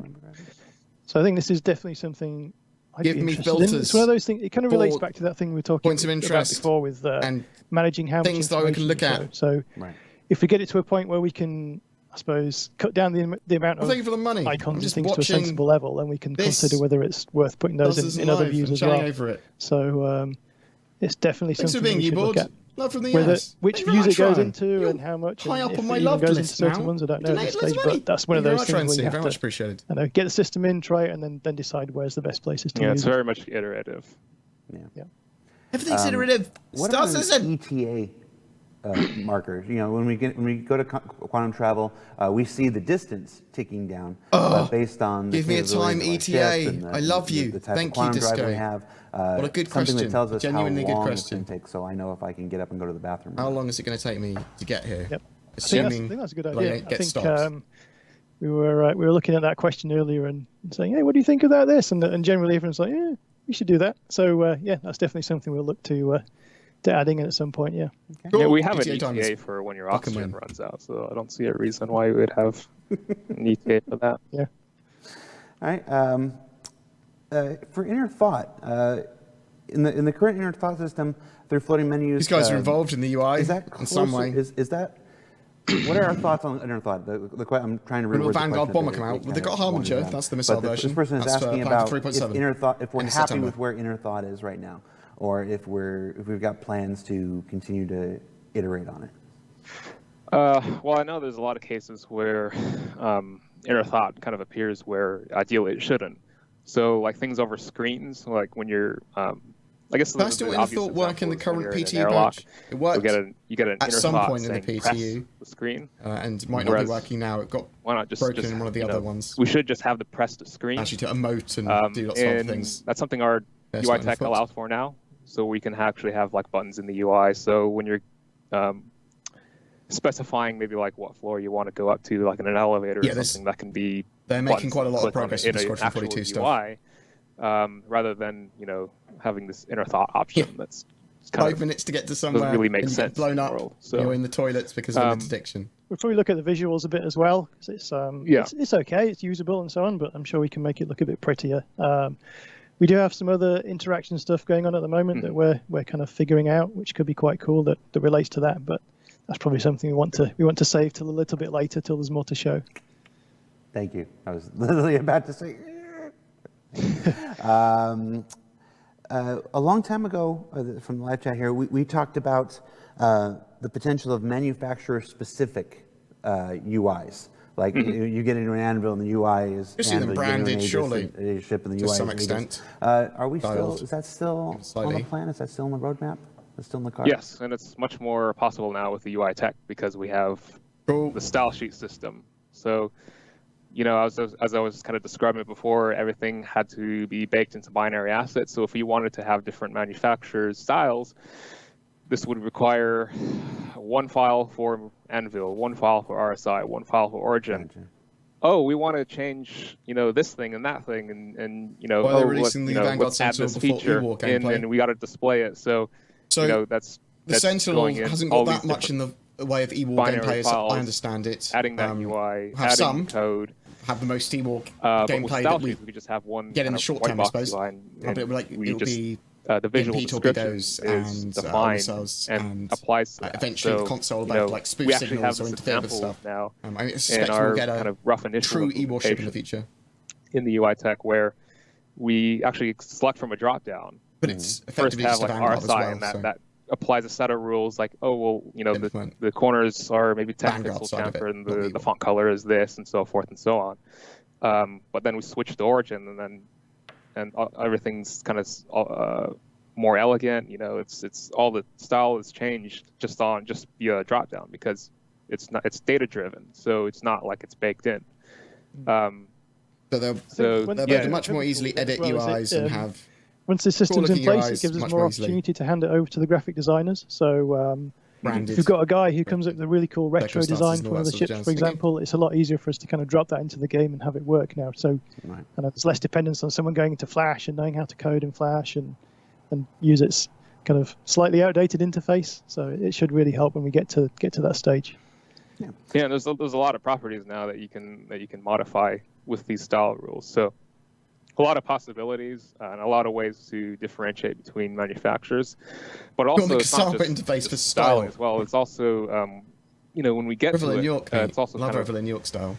The way you lay things out as well. So these two look like hostages things like reading a ships like written Origin, statement at gunpoint. Will their have more families are being UI. held in the room next door until they finish this live stream. It's part of our tech, and actually we're starting to. CIG operate I think we're investigating for the crunch. The initial engineering requirement for this, but making it so you can have 3D UI as well. So being able to, in the tech and the tools for a developer to build a UI where they can manipulate. Well, I'm looking forward to the most of the UI stuff and Z-axis stuff. So make a 3D UI and the customization of it really holographic, as well as being able to read stuff better in general, even if I'm looking at the sun. Kind of what you say, technically advanced ships versus more retro ones. I think we have just the retro one just fitted in every ship right now. Yeah. But that'll eventually be the new Gladius stuff looks good. We definitely want to differentiate testing out quite significantly between like the different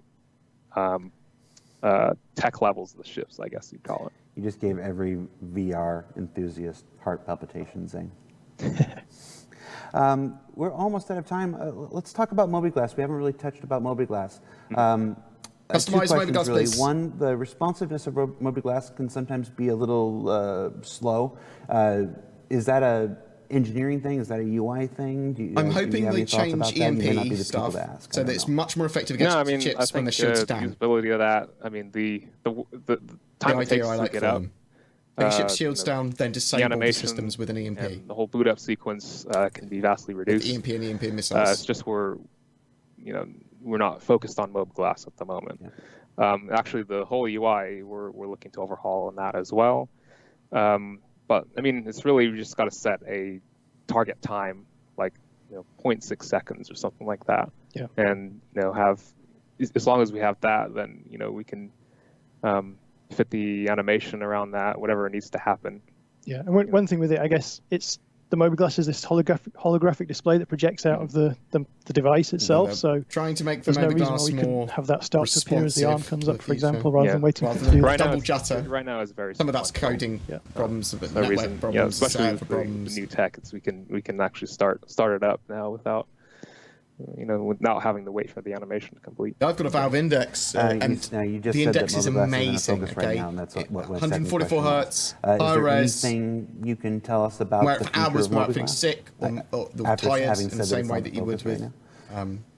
I suppose it's a That's you. similar kind of thing to the. Oculus I CV1 suppose what and we're the doing Vive. with the ship MFDs, we'll once we've got the. They talked a little bit about landing UI the changes, ship including stuff and the visor stuff sorted out. Then we probably start to look at having that. So we'll look 3D, at everything that's in there now, and also talk to the game low res designers on and the find camera out what's for the ships to land. overall intention for the game design as well. Like And at some try and point. kind of rework it to match those, and also Stuff's getting better, incorporating it's the new basically what they're tech. doing. So it's definitely due an overhaul, I think, and we can make it a lot better. So I'm quite looking forward to that. Yeah, it's because UI it's also HUDs. like holographic in nature. It sort of They're depends doing a lot of work. on the UI tech being able to do 3D as well. And building the tech. So for a before while. we even implement Now that, we they're- need to have now the they're sort of foundational tech to actually do the 3D starting effects to that we want in move the over to their new Mobiglass, systems. to do there.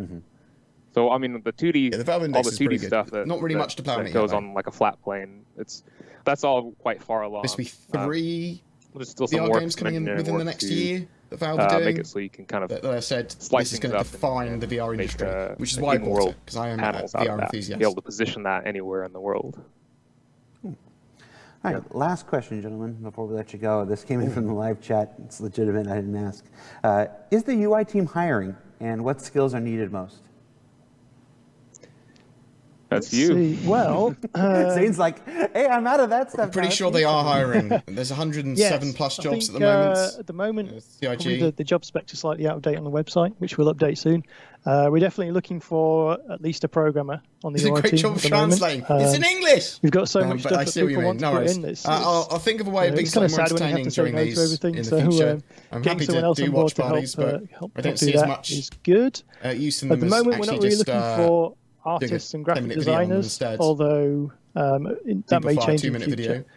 video. And I guess if people are interested in applying, Happy to be what's more the essential community things we're looking orientated. for? I mean, that's how my channel I exists suppose in for the first place. programmers, it's a case of Maybe being able to this show guy your will have something experience and also interesting to having a say knowledge of what makes good after UI this. really. Like why do things work that you see in other games? All that kind of thing. For a little tiny bit longer after this has ended. For we'll have a little bit more artists, of a we chat tend to look at before I dash off for I dinner. suppose but quite I'm a lot of hungry. graphic design stuff because a lot of our job involves coming up with cool logos and buttons and that kind of thing. So if you've got a sense for art, that really helps. But also this kind of, it's quite hard to teach it, but this understanding of We have money transfer on if the you PT. take a particular screen, in the why is PT this screen no. good on this So particular app? you get given like Or, 5 million. What could I do to improve it? So after we thinking see about in the that kind of thing PTU, is but, a really helpful skill. And One technically, thing it does as part of copy your the, money also from UI, your live account tech to the team that we PTU, have. but it doesn't work It'd the other way be around. helpful to actually have You don't get anything a from the tools PTU programmer back in your as live well. accounts. So right now what we're working on is kind of the low-level stuff where Also, when it comes to money transfer between I've players, mentioned you can do it a via lot of times the in this that everything never-speaking is system now at the moment, but eventually data-driven, we'll be able to but that's not kind of raw data. So Nice when we're actually threads. implementing You this bearded stuff, beautiful we're egg board kind of egg. poking into raw data. Thanks, so Stuff M3. I love your face. Thanks one for the thing sub. that we want to do that I kind of tempted to make a head start on this quarter, but is the editor for it's kind of there's the low level stuff and then there's the Some VR layer games that are pretty fucking the sweet. designers and Though. artists Pretty will sick. The interface Source with. 2 engine's pretty good at VR. So creating a UI editor that's intuitive and is easy to use is something that we're hiring for as well. So like a tools programmer that could, AAA games on VR help build an editor Not that I like the term AAA. would be very handy. Yeah, highly detailed you make games. a good point. We don't just develop things for our backers. We actually there are several members throughout the company whose purpose is to The develop index tools is for us VR to use generation to develop stuff for the 1.5, backers. basically. So, Not so quite yeah, any next gen, but it's developing those tools is an essential towards part of any game design. And I don't think we cover it nearly enough on ISC or anything like that. So you just gave me an idea for another segment. So thank you, Zane. Awesome. All right, that's it. That's all we got time for this week. Is there anything else, Zane, Disco? Simon, thank you so much for Interesting taking happening? the time to be here. Thank you. I think, we've Hope these obviously two had got something Zane to on do with ATV UI. and stuff before, but I think That's this what we were was talking both about. of your first live Friday show. How was it? First for me. Yeah, I That's don't cool. think I've done this before. Yeah, I don't think That's either cool. one of you had done the Friday show. You okay? Yeah, It was surprisingly easy. Yeah. So yeah, good job. it was all right. You're not going to write a letter to Chris and be like, I hated this. Or anything. It's okay. There was a Not today. motorbike going past All right. my house. Thanks, Apologies. guys. That's it for the show. We'll see you next week. Take care. Oh, he's not going to say Bye. anything. See ya. wrong. Okay, cool.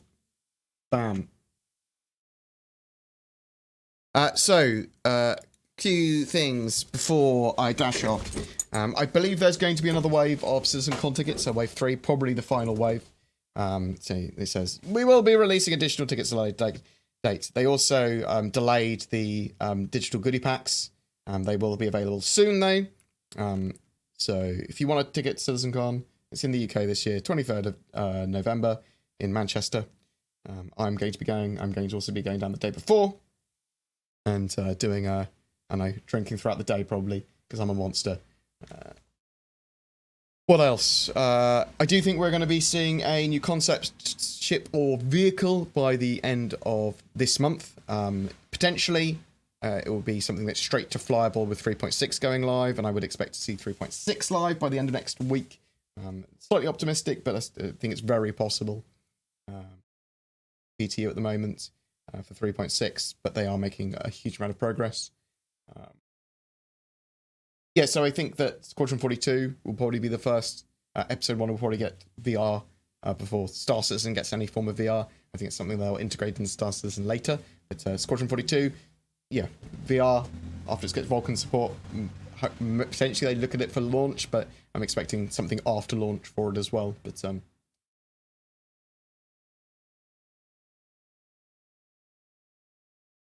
every ticket, is there any way I can find out times so I can arrange parking?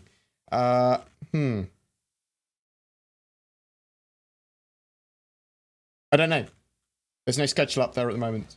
You could email, you could message customer support and say, what time should I back out parking for? New video from BoredGamer just uploaded to YouTube. Boom. Fucking perfect. It should have just gone live. Talking about ship prices, because they changed the ship prices in 3.6 in the PU for balanced for the more final game. Has the roadmap been updated and will it be updated today? It will be updated later today. I don't think it's been updated yet. We'll also see newsletter and some more information about... I was hoping digital goodie packs and things like that as well for CitizenCon. I actually quite like that stuff. I'm a monster. But if you go here, this is where they'll update all the CitizenCon information. FAQ there now. Speculation on any possible concept ship. Well, they've talked about an RSI Mantis, which has sort of like been leaked, although apparently that's a 30-meter RSI heavy fighter, probably going to be at CitizenCon as a straight-to-flyable thing. There's also the Ballista, which is a vehicle, apparently, for the ground. That could be something that goes on concept, or it could be something, again, for CitizenCon. I don't know if it's a concept or straight to flyable for if it's straight to flyable for 3.6 or a concept sale this month. I'm not sure. Probably be a ship of some description. It could be a vehicle though, but probably a ship of some description. Medium salvager, medium miner, mine ship, a mine lair. Loads and loads and loads of stuff that they could do potentially. Oh, Vamprist, I love your face. Enjoy a Friday drink.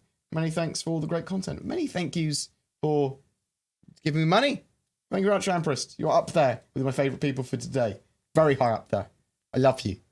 You're an absolute legend. Thank you so much. Thank you very much for everyone, in fact, because I know that, you know, chucking money at some guy that makes videos on YouTube all day about computer games and they get to play computer games all day effectively is, you know, something you should all aspire to. Thank you.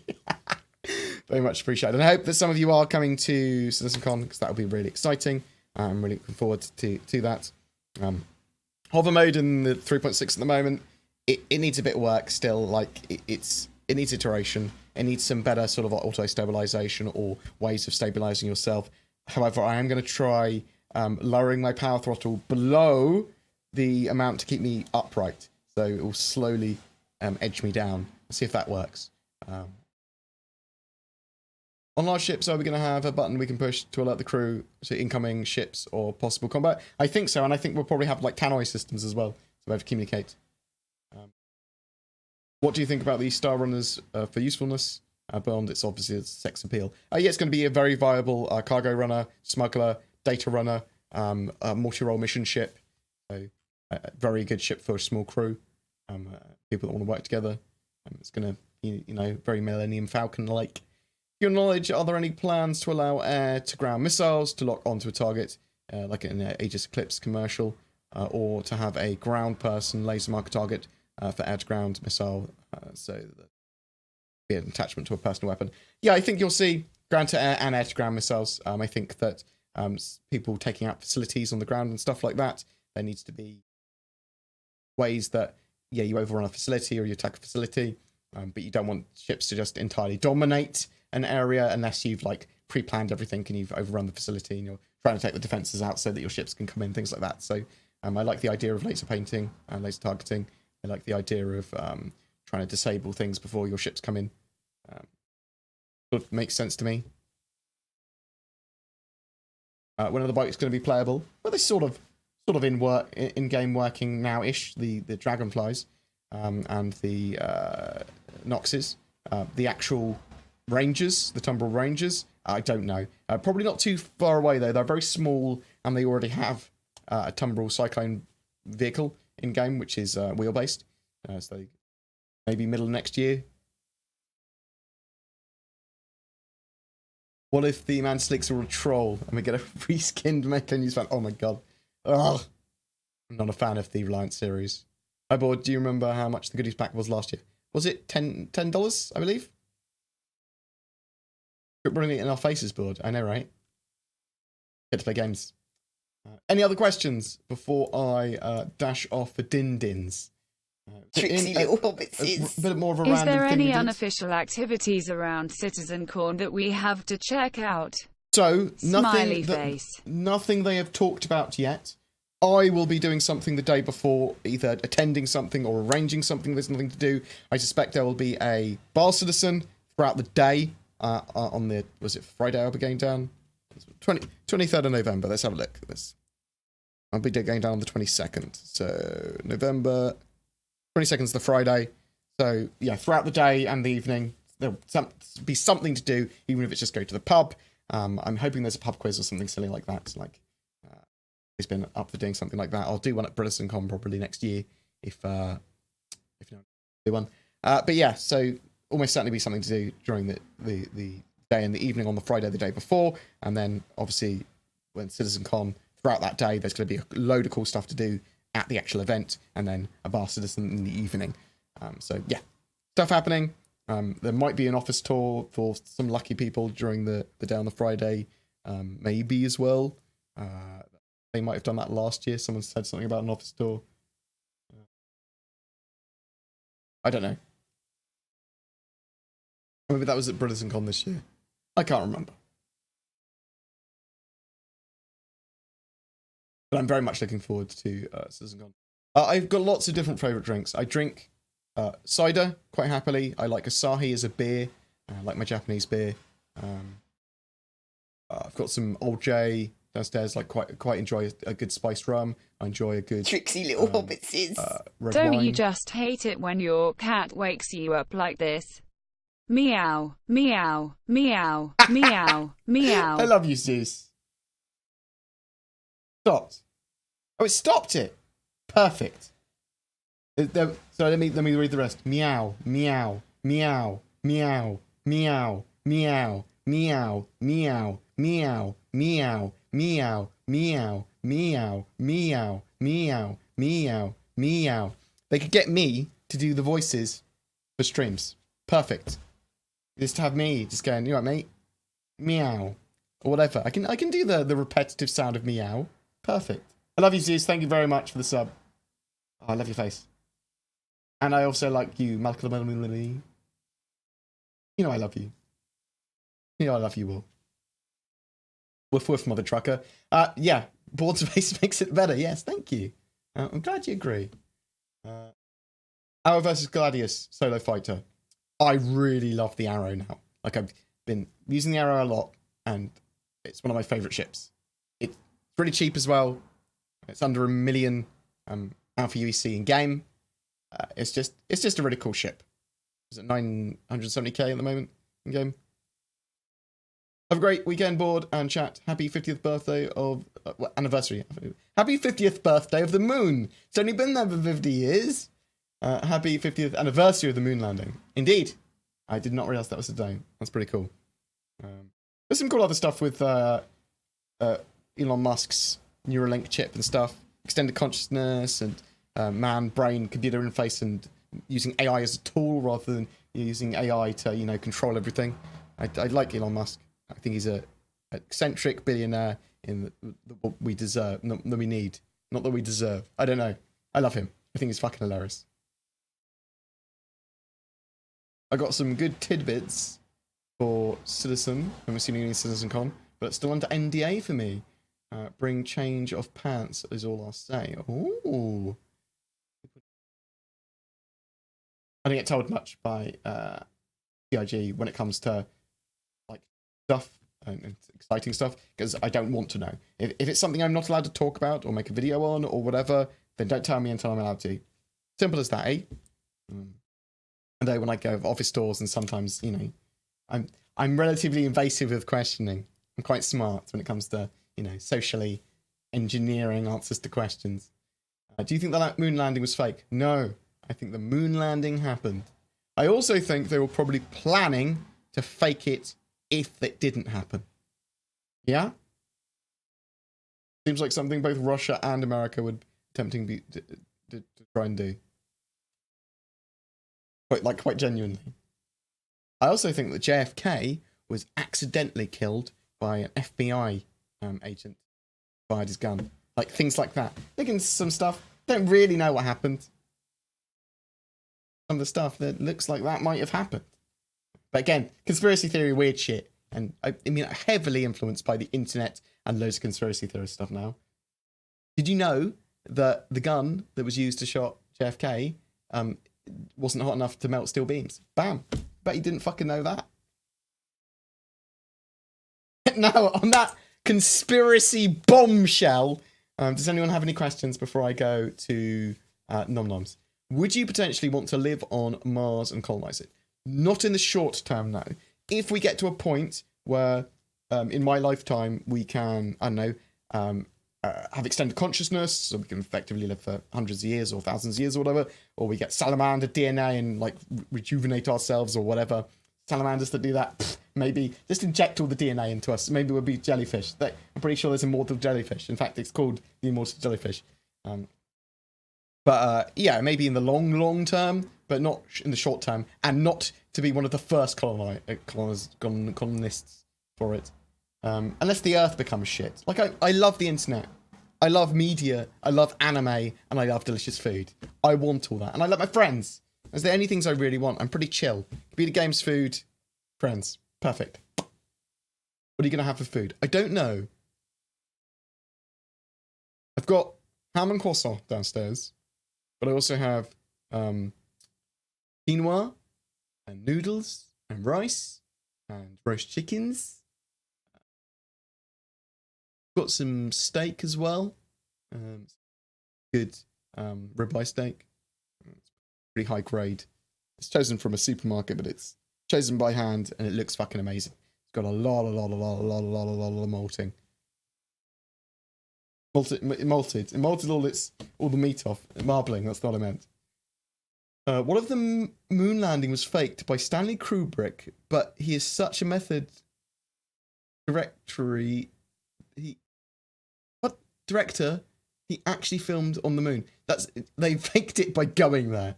Excuse me so much. Right, I'm going to go eat. I appreciate all the money. I'm going to go and buy a 2080 Ti between this weekend and next weekend. I did buy one, but it was broken when I received it. I've got a cheap one from eBay. It's like, I got a cheap one. but I'll probably just buy a new one. Also, I believe between that time, the new 2080 Super's come out, so we'll just double check to make sure the 2080 Super isn't just better or almost as good as the 2080 Ti, but I believe the 2080 Ti is going to be significantly better still because it's got loads more CUDA cores and RAM and stuff. But yeah. But thank you very much for the donations and for the subs and for the love and for the questions and for, you know, staying here with me. Which anime? I like lots of different anime, my friend. I do quite like some trash animes. I do quite enjoy isekais a lot of the time. Like Overlords is pretty cool. No Game No Life is one of my favorites. One Punch Man is amazing. First season. The second season's good, but it's just no first season. ReZero I think is fantastic. I appreciate old and new anime as well. I only just watched all the way through Evangelon. I love anime. When 3.7 is planned at the moment, as I believe, at the end of September.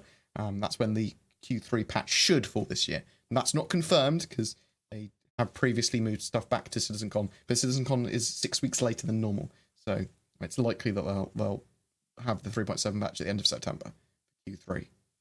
3.6 is currently an open PTU, but I would expect it to go live by the end of next week.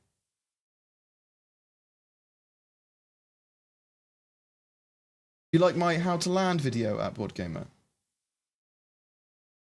Link it to me, World Space Gamer. I will have a look. I haven't already seen it. I might have already seen it. I watch a lot of people's videos during the days. Evangelion is weird. Weird.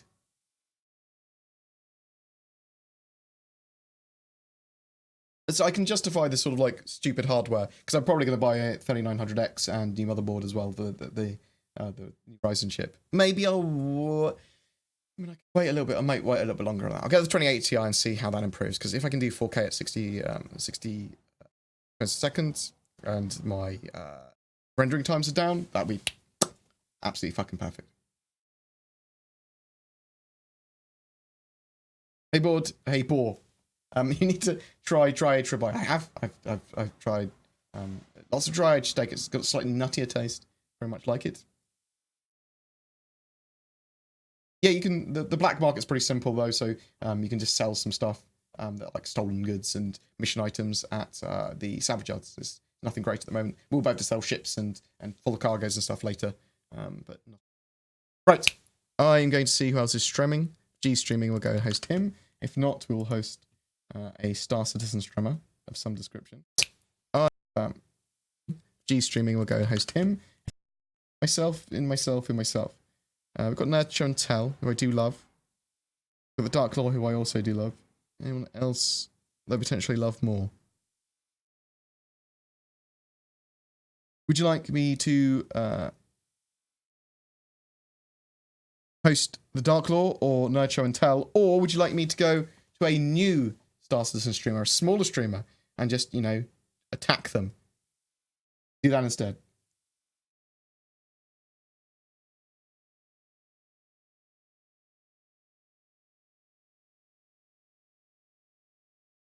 Bye. Sorry, Flymo. Oh, I love the squid. To a small dude. Well, let me rephrase that. Sleggy TV? Or do you want we can Bristol Boy? I do love Bristol Boy. Freedom Prodigy. Sigelion. Who do you want? First answer. First suggestion gets the views.